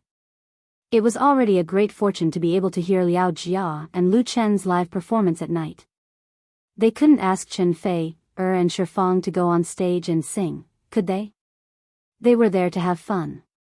They had no obligation at all. So, although it was a pity, Lu Min still led everyone to send off the big stars of the pop world with applause. Note, lyrics/composer of Story of Time, Luo Dio. Chapter 614. Lu Chen had just come out of the Black Six bar when he was shocked by the scene outside. He did not know when, but the bar was surrounded by countless people, blocking the entire street. Anxious car horns could be heard from afar, and many police officers were trying to maintain order. When they saw Lu Chen and the others, there was a commotion in the crowd, and many people started shouting. "Lu Chen! Chen Fei, Shifang!" These people were all fans who had rushed over after receiving the news. They could not enter the bar, so they waited outside. Among them were many teenage girls, holding fluorescent placards in their hands. Now that they had finally seen their idol, the fans could not hold themselves back anymore, and they all rushed over. These passionate fans wanted to get close to their idol, to get an autograph, to take a picture, or even to shake hands. Everyone had the same thought, and the scene became even more chaotic. If it was not for the bar staff and auxiliary police forming a human wall in time to stop the crowd, Lu Chen and the others would have been drowned by the crowd. Seeing this situation, Lu Min, who was escorting them out, was so scared that he started sweating. If anything happened, he would be the one to blame. What was supposed to be a good thing was going to become a bad thing. "Go back, let's go back first." Whether it was Chen Fei, or Shifang, they were both people who had experienced great storms and waves. They had seen all kinds of fans, so they calmly retreated to the bar immediately, so as not to cause more trouble. Lu Chen followed them back. Lu Min wiped his cold sweat and said, "Let's go through the back door, there's a small path out." Lu Chen. A girl's cry came from outside the door, and it was very loud. Lu Chen could not bear to hear it. If he was alone, he would have no problem meeting his fans, signing autographs, taking pictures, and so on. However, he had Chen Fei, and Shifang with him, so he could not act willfully. Ignoring her was the right choice. He silently apologized to the fan in his heart, then took out his phone to inform his assistant to drive to the nearest back door of the bar to pick her up. With Ryu Min's cover, they were able to return to the hotel without any mishaps. From that night onwards, Lu Chen and Chen Fei would no longer be staying at Tian's house, and officially moved to the Shangri-La Hotel. That was because the five-star hotel was the sponsor of The Voice of China. Not only did they sponsor the show, they also hosted the 4 superstar coaches for free. The 4 of them each had a luxury suite on the 58th floor. The hotel specially strengthened security, and designated a special VIP area. Normal people could not enter, including paparazzi. Although Lu Chen and Chen each had their own rooms, they were definitely staying together. However, Chen Fei did not return to her room immediately, but went to Shifang. Lu Chen, on the other hand, turned on the computer in his study and logged into his blog. He posted a new post on his blog. He represented Chen Fei, Shifang, and Liao Jia to apologize to the fans waiting outside Black 6 Bar that night for not being able to sign autographs and take pictures with them. He sincerely asked for everyone's understanding, and also asked for everyone's support for the first season of China's Voice that would be broadcast on Friday, the 19th. Lu Chen's Waves blog followers had long exceeded 50 million. Furthermore, it was the weekend, so the moment his post was posted, it immediately attracted a large number of fans' attention and replies. The fans naturally expressed their understanding.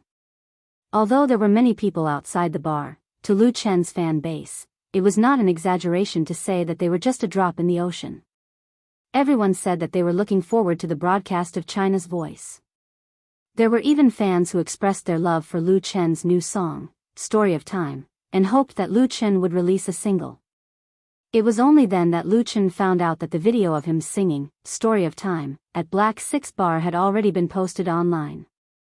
It had already been forwarded and spread on various blogs, and the song had also made his fans very excited. This song is too good. It's a pity that it was recorded on a phone, so the quality isn't that good. I've listened to it more than 10 times, and I still can't get tired of it. It's true. I even cried listening to it. I still like the ballads that I wrote in the morning. It's very touching.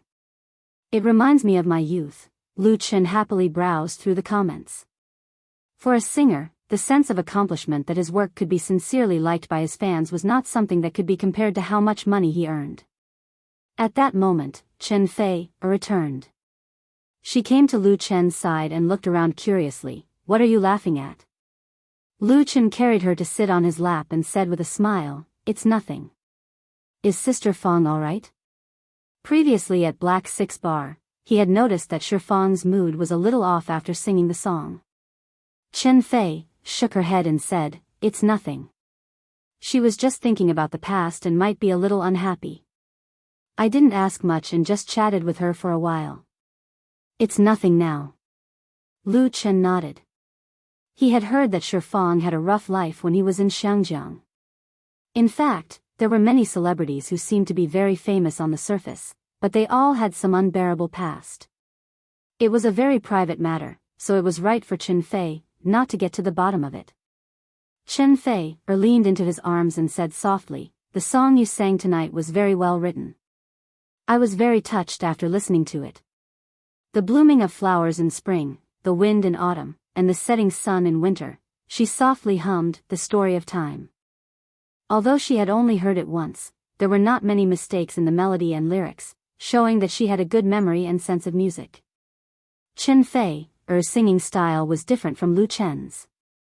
It was not as heavy and sad, but more of a warm memory. It was like a spring breeze blowing through the fields, making people feel intoxicated. Lu Chen also liked it. "Then I'll give you this song to sing," Chen Fei pursed her lips and smiled. I'll just sing a cover, but I think Sister Shifang will appreciate it. Lu Chen nodded. This time, Shifang agreed to come to Hangzhou to be a mentor for the voice of China.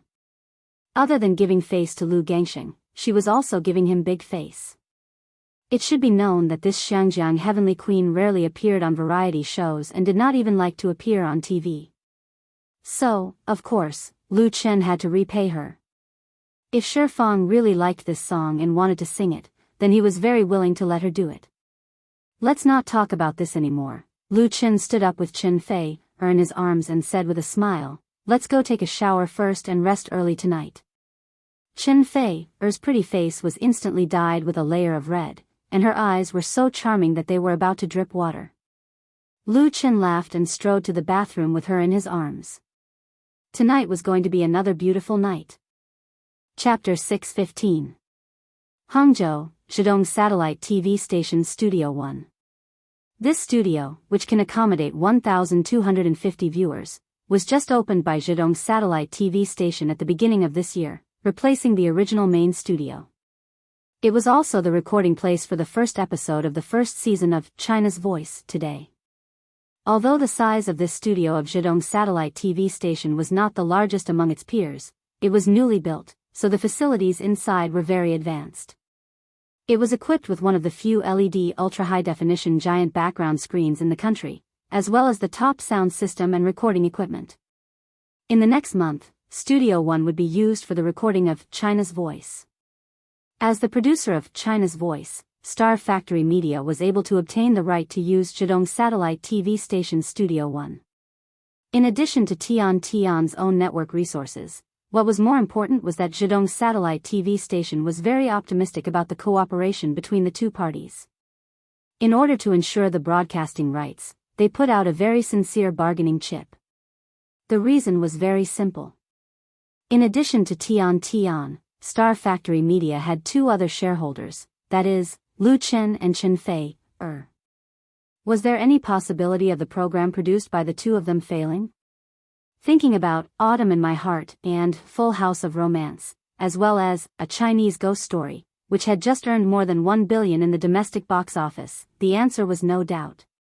The publicity for China's Voice had long been launched, and Zhidong Satellite TV Station had also vigorously cooperated.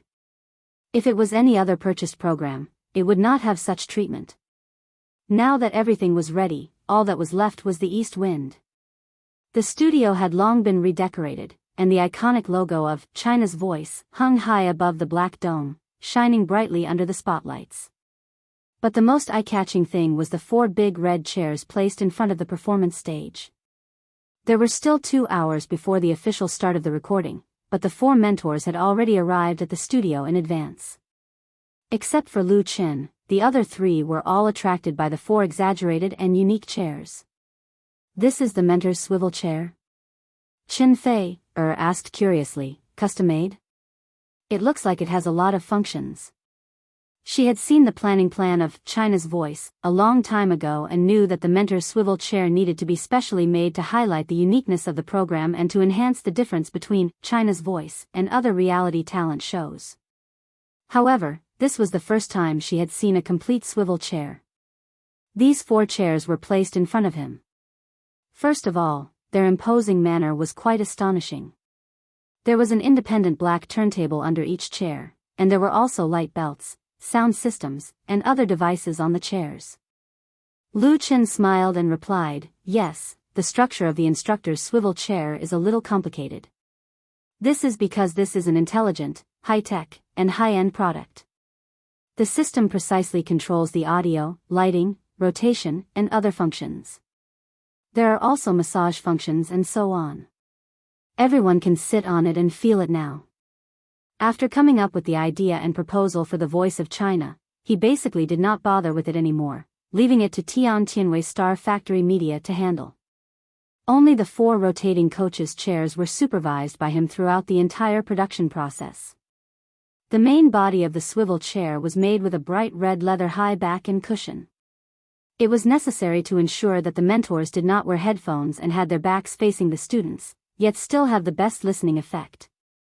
This set a very high requirement on the structure of the chair, and at the same time, the distance between the chair and the main sound system was also very particular. The basic design was personally drawn by Lu Qin, and the functional requirements were also proposed by him. For example, the swivel chair had a core component, a motor installed under the chair that was responsible for precise rotation. It also had a shock absorption function, and a locking device was installed in the background to ensure that the chair would only rotate when a button was pressed. With all these factors, and the small number of production, the accumulated cost was very high. The 4 chairs, along with one spare part and some spare parts, all added up to more than 2 million. It had a very high level of technology, or else it would not be able to reflect the prestige of China's voice. Of course, Lu Qin had registered a global patent for the swivel chair, and China's voice had also registered the program's copyright to ensure that it would not be imitated by others without any integrity. In the future, they might even be able to sell it overseas. Chen Fei, Shifang, and Liao Jia sat on the chair as instructed, and a staff member explained the functions to the 3 of them. Liao Jia shifted his butt, allowing himself to comfortably lean into the chair. The leather used for the mentor's swivel chair was imported calf leather. The texture was delicate and soft, and it felt great to the touch.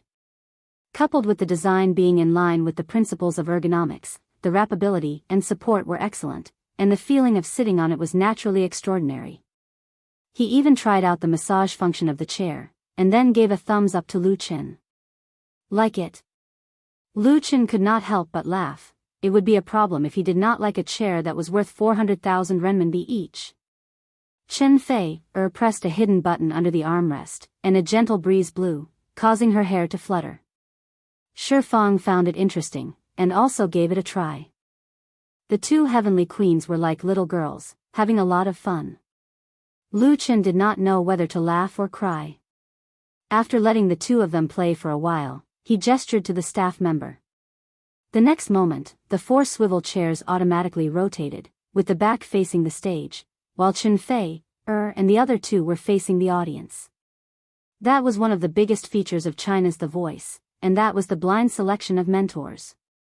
The mentors chose their students based solely on the singer's voice.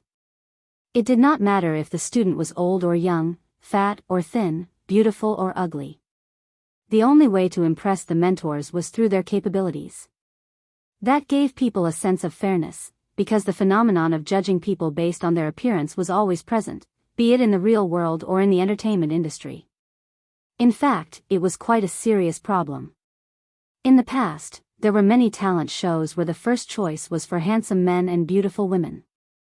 It was useless for those who were not good-looking, sang well, or danced well.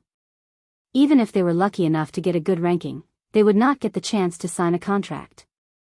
The model of China's The Voice could be considered as a small subversion.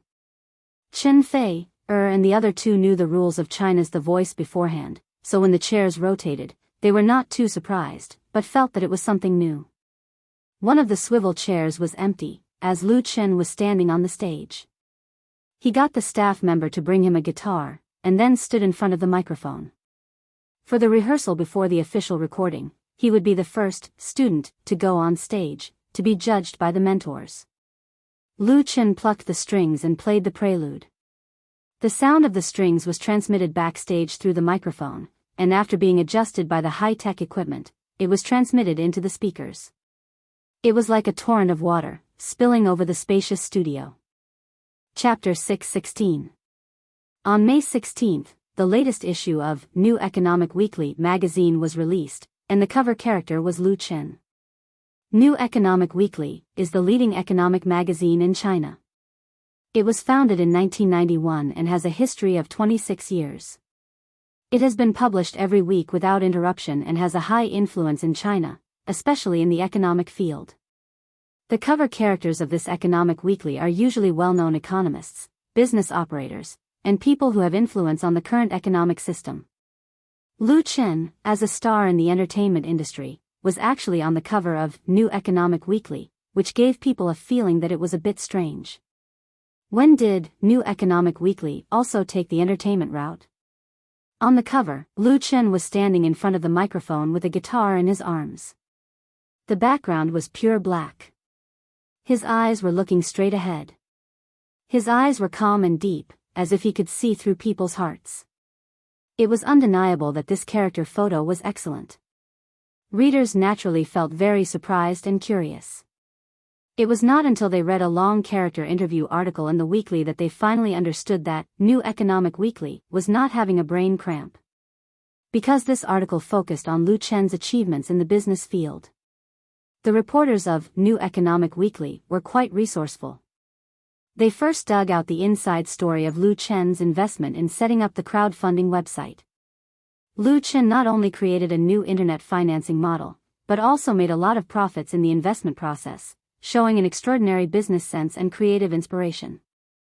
Nowadays, the crowdfunding model is one of the hot spots on the internet all over the world.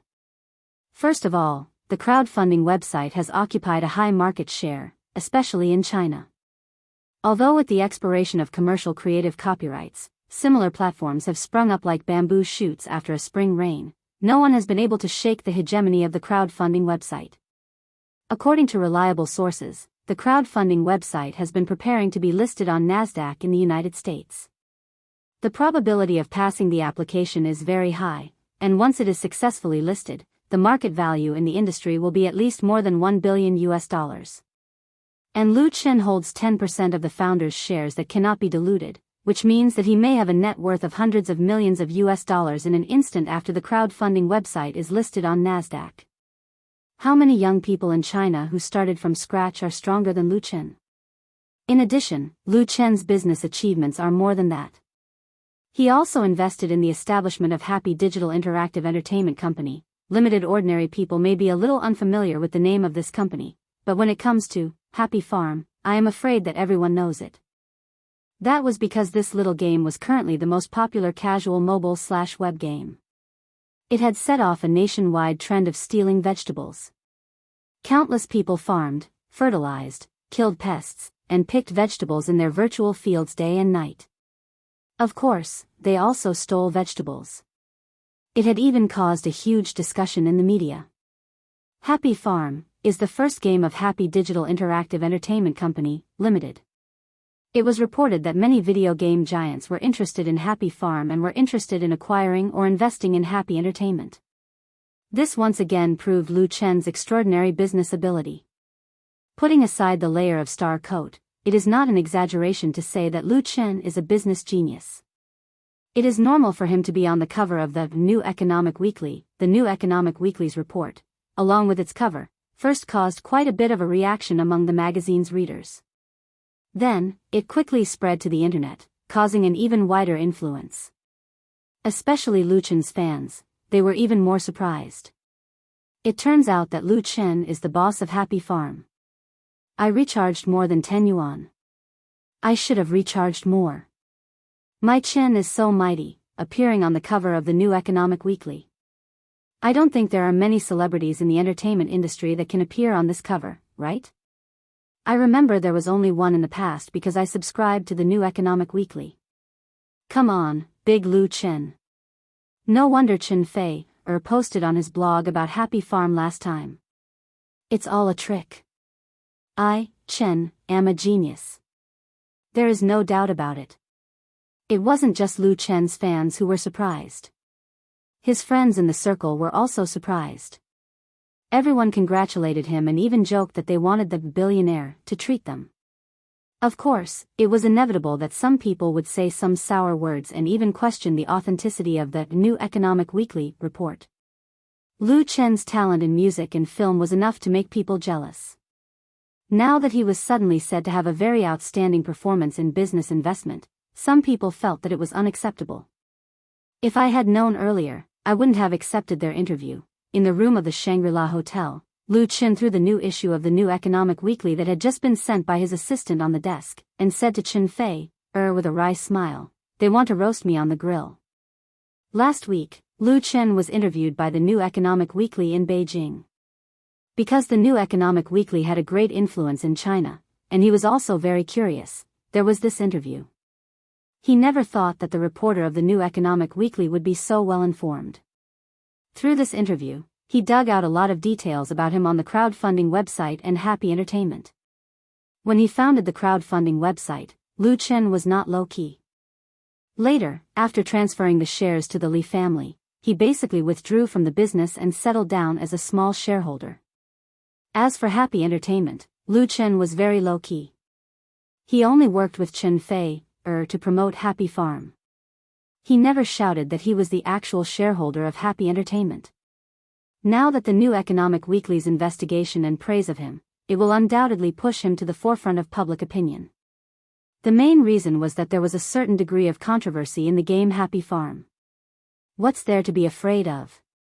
Chen Fei said with a smile, it's too late for others to be envious. Besides, you don't need to be afraid of any rumors now.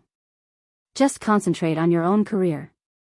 As long as you have a clear conscience, you don't need to worry about what others think. Lu Chen thought about it and agreed. In the entertainment industry, you must have the courage to bear all kinds of right and wrong. Many times, you can't keep a low profile even if you want to. Instead of hiding, it's better to face it in a big way. After figuring this out, Lu Chen quickly put this matter behind him. On the cover of the New Economic Weekly, in addition to making Lu Chen the focus of public opinion again, countless fans are also more concerned about the first season of The Voice of China that will be broadcast on the 19th. As a mentor, what kind of wonderful performance will Lu Chen perform? Chapter 617. The cover report of New Economic Weekly has had a great impact on Lu Chen, giving him the title of business genius, in addition to musical genius. Some people even think that he shouldn't be in the entertainment industry. If he enters the business world, then he is likely to be among the Forbes list of young billionaires in China, provided, of course, that the crowdfunding website is successfully listed on Nasdaq. For such remarks, Lu Chen just smiled. Although the crowdfunding website was his business idea, it was Li Mushi who really made the crowdfunding website bigger and stronger and went abroad. Without the power and background of the Li family, relying on his own strength alone, he would at most be able to get the name of the founder of the crowdfunding model. How could he become a billionaire? Apart from anything else, without the help of the Li family, the commercial creative copyright of the crowdfunding website could not have been approved. Therefore, not only did Lu Chen not have any regrets about transferring most of the shares of the crowdfunding website to the Li family, but he was very glad that he made a decisive choice at the beginning. Once the crowdfunding website is listed on Nasdaq, he will be able to enjoy the amazing benefits of 10% of the original shares. His net worth can at least be multiplied several times. What else is there to be dissatisfied with? On the internet and in the entertainment industry, the discussion about Lu Chen's wealth is also very heated. Everyone thinks that Lu Chen will definitely be on the Forbes list of rich stars in China this year. The Forbes list of rich stars in China is published every December and is divided into several lists. Last year, Chen Fei ranked second on the list of rich stars with an annual income of 57 million yuan, ranking first among all female stars. At that time, Lu Chen was not included in the list, but this year, his name will definitely be on it. Everyone is certain. The only thing that is uncertain is where he will rank. Most of the discussions about Lu Chen's net worth on the internet are positive, and there are very few comments about hatred of the rich. Even if there are, they are often sprayed with dog blood. Because since Lu Chen's debut, he has earned every penny fair and square. He has not sold dogskin plaster, he has not deceived fans, and even the most profitable advertisements are rarely accepted. He only cooperates with reputable big brands and pays taxes according to the regulations. There is no illegal behavior. Most importantly, while Lu Chen was making money, he was also doing charity seriously. The charity fund he and Chen Fei jointly established had an excellent reputation, and it really helped many leukemia patients. TN, Part 2, many stars engage in charity and donate hundreds of thousands of yuan, but they can't wait to send the news to all the media. Moreover, there have been repeated scandals of donation fraud, and even those so-called charity funds to deceive the public. Although Chen Fei Charity Fund is also a public fund, it has never solicited donations from ordinary people and fans. All the money comes from donations from the two and their friends in the circle, and the accounts are truly open and transparent. In the field of charity in the country, Chen Fei Charity Fund is very low-key, but it has a good reputation that others can't reach, which has also brought Lu Chen a very high reputation. Most people hate the rich, and they hate the heartless rich. Lu Chen's money came from a clear source, and he has never done anything superficial like flaunting his wealth, so he naturally won the sincere appreciation and love of his fans. Therefore, when the New Economic Weekly exposed Lu Chen's business deeds, there were some who were curious, some who were envious, and some who were in awe, but there was not much jealousy or hatred. On the contrary, before the first episode of China's Voice was officially broadcasted, a moderately controversial news broke out. On the 17th of May, a Waves blogger certified as a vagrant singer Roxanne, posted a blog post on her blog, saying that she had encountered unfair treatment during the audition for China's Voice. The singer named Roxanne did not have much fame, and according to her resume on her blog, she had just returned from overseas, and was currently an independent singer and freelance singer in Beijing. She had participated in the audition in Beijing. The so-called unfair treatment she encountered was that she sang a famous English song during the audition. Then, after singing a few lines, she was asked by the audition judge to sing a Chinese song again. Roxanne was very angry about this, as she had prepared for a long time for the song, and believed that her singing skills were not inferior to the original singer. In the end, she did not expect the audition judges to think that she did not meet the rules, and even had a sarcastic tone in their comments. Roxanne refused to change the song, and was mercilessly eliminated, which made her very angry. After participating in the audition, she was depressed for a few days, and only managed to recover a little today. She could not understand it. There had never been a talent show, especially a singing reality show, that rejected English songs. Could it be that the audition judges did not understand English, so they directly passed it?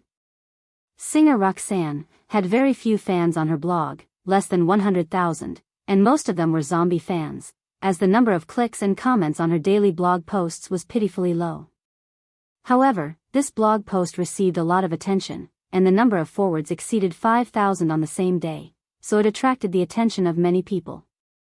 Although it had little to do with Lu Chen, many of Lu Chen's fans went to Roxanne's blog to mock her after seeing the forwarded blog post, thinking that she was trying to create hype. She was clearly not good enough, but she still wanted to gain popularity. She was simply shameless. There were all kinds of people on the internet, and some people's tone was sharp and even mean. As a result, Roxanne flew into a rage out of humiliation, arguing with the people who mocked her on her blog, and even scolded Lu Chen. This infuriated even more Lu Chen fans, so the blog comments section of Singer Roxanne was flooded with all kinds of sarcasm. Roxanne was not one to be trifled with. The more she was scolded, the more excited she became. She kept posting to accuse the so-called fake reviewers and mobs, thinking that she was being suppressed as a talented and capable newcomer. Because of this, the matter was blown out of proportion, and even Lu Chen found out about it. However, Lu Chen did not respond, but the official blog of China's Voice gave a clear explanation.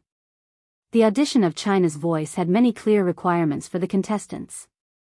One of them was that the singers could only sing Mandarin songs, including Cantonese and other dialects. It was not only for the audition, but also for the rest of the competition. As this was the voice of China, Chinese people naturally had to sing Chinese songs. Performing English songs that the majority of the audience could not understand or appreciate on stage was not in line with the program's principles. This rule was printed out in black and white for all the singers to see. It was normal for Roxanne to be eliminated for violating the rules, and there was no issue of unfair treatment. Chapter 618. A statement on the official blog of China's Voice explained the rules of the program clearly. It directly slapped Luo Zhan in the face. In addition, singers who participated in the audition posted a text message on their blog, as well as the notice they received during the audition, which clearly stated the rules. The facts and evidence were there. This time, Lu Chen's fans found the basis and forcefully pressed Luo Zhan to the ground. Many people also made up jokes or photoshopped various pictures, turning the comments section of the latter's blog into a sea of joy. Luo Zhan was speechless after being refuted by China's Voice's official blog. She simply closed the blog comments and pretended to be deaf and mute. Continuing to argue would only humiliate herself. Luo Zhan must have the idea of using the momentum to hype up and also spent money to hire a promoter. However, she did not expect Lu Chen's influence to be so great, and the fighting power of his fans was so strong. If she continued to make a fuss, she would probably not be able to survive in this industry. During this process, Lu Chen did not participate at all and directly ignored the other party. When an artist becomes famous, all kinds of disputes will come. This kind of deliberately creating a topic to hype oneself up was a small trick. There were worse things everywhere. No celebrity has not encountered it before. For example, Chen Fei, who made a name for herself more than 10 years after her debut. In the past, she had a lot of scandals. Some were made up by paparazzi, some were hyped up by the other party, and some were even carefully planned by a media agency. In the entertainment industry, it was impossible to be completely clean and untainted by dust. However, as long as one held the bottom line and was not tempted by fame and fortune, it was difficult to maintain one's original heart, but it was not impossible. Therefore, in such a situation, ignoring was the best choice. Fighting back was the least desirable. If the other party went too far, then they would directly send a lawyer's letter to sue. Only in this way could they deter the rascals. In the midst of the commotion and noise, at 8:30 p.m. on May 19th, the first episode of the first season of China's Voice was broadcast on Zhejiang Satellite TV station. China's Voice was a reality show produced by Star Factory Media. Zhejiang Satellite TV station bought the exclusive copyright in the form of ratings, so the TV station attached great importance to it. The program's publicity work was vigorous, and the posters of the four mentors were even posted on the streets of Hangzhou. And this brand new singing talent show has also attracted a lot of attention nationwide, especially the fans of Lu Chen, Chen Fei, Shifang, and Liao Jia. They all turned on their TVs or computers to watch the premiere of Zhejiang Satellite TV station. 8:00 that night, Jinling Xuanwu District, Changjiang South Street, Ezio Bar. Chi Hao squeezed through the crowd to the front of the bar and said to the busy bartender, "Give me 2 cups of 5 colors and a Haagen-Dazs ice cream." Ezio Bar was a popular bar on Changjiang South Street. Its main customers were university students and young people who had just entered society. The atmosphere was relaxed and free. There was nothing messy, and the prices were very affordable. The bar was equipped with a big screen TV. When it came to the World Cup or Champions League games, the place was often full of customers. Everyone gathered at the table to drink beer and watch the game, which was also a rare relaxation enjoyment. Usually, there were also singers here. If the guests liked it, they could also go up and sing by themselves. Sometimes, they could even see the scene of a marriage proposal on the spot. Chi Hao had been to Ezio Bar several times and liked the atmosphere here very much.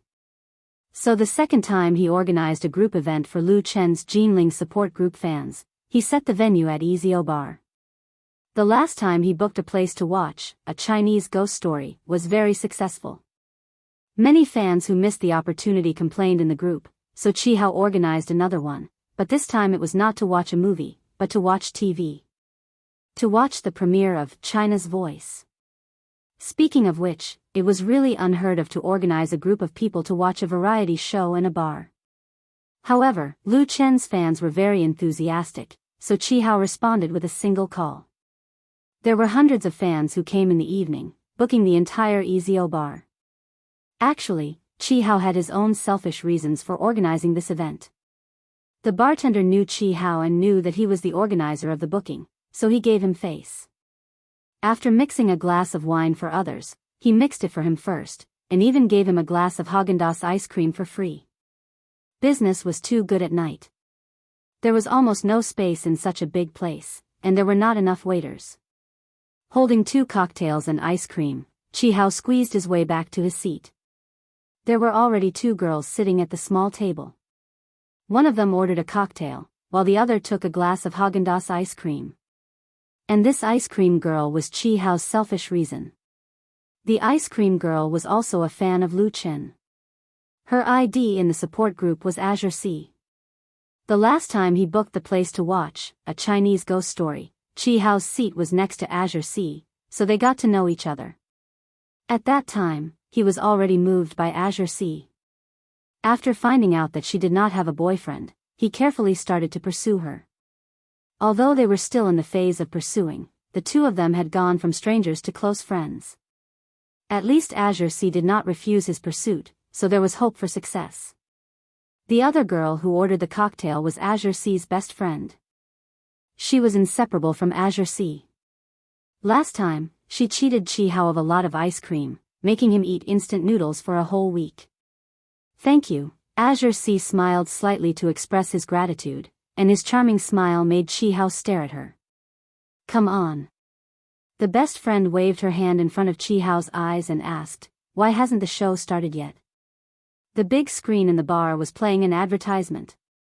Chi Hao woke up from his dream and couldn't help but blush. He quickly took out his phone and looked at the time. It's about to start. He tried to please her again. Do you want to eat some snacks or something? I'll go get it. Azure Sea shook his head and said, no, I don't eat snacks at night. I've gained a lot of weight recently. You're still fat? The best friend couldn't help but roll her eyes and said, then I should jump off a building. Chi Hao smiled foolishly. He also felt that Azure Sea was not fat at all. In fact, he was a little thinner and very slender. Right at that moment, the large LED screen hanging on the wall switched. Soul-stirring music rang out in the bar, and a hand made from CG holding a microphone appeared on the screen. The logo of China's top voice was dazzling. It had begun. Everyone's attention was drawn to it. Chapter 619. 8:20 p.m., Whale TV, Luqian Live Broadcasting Room. Nearly 2 years have passed, and today's Luqian Live Broadcasting Room has become a famous signboard in Whale TV.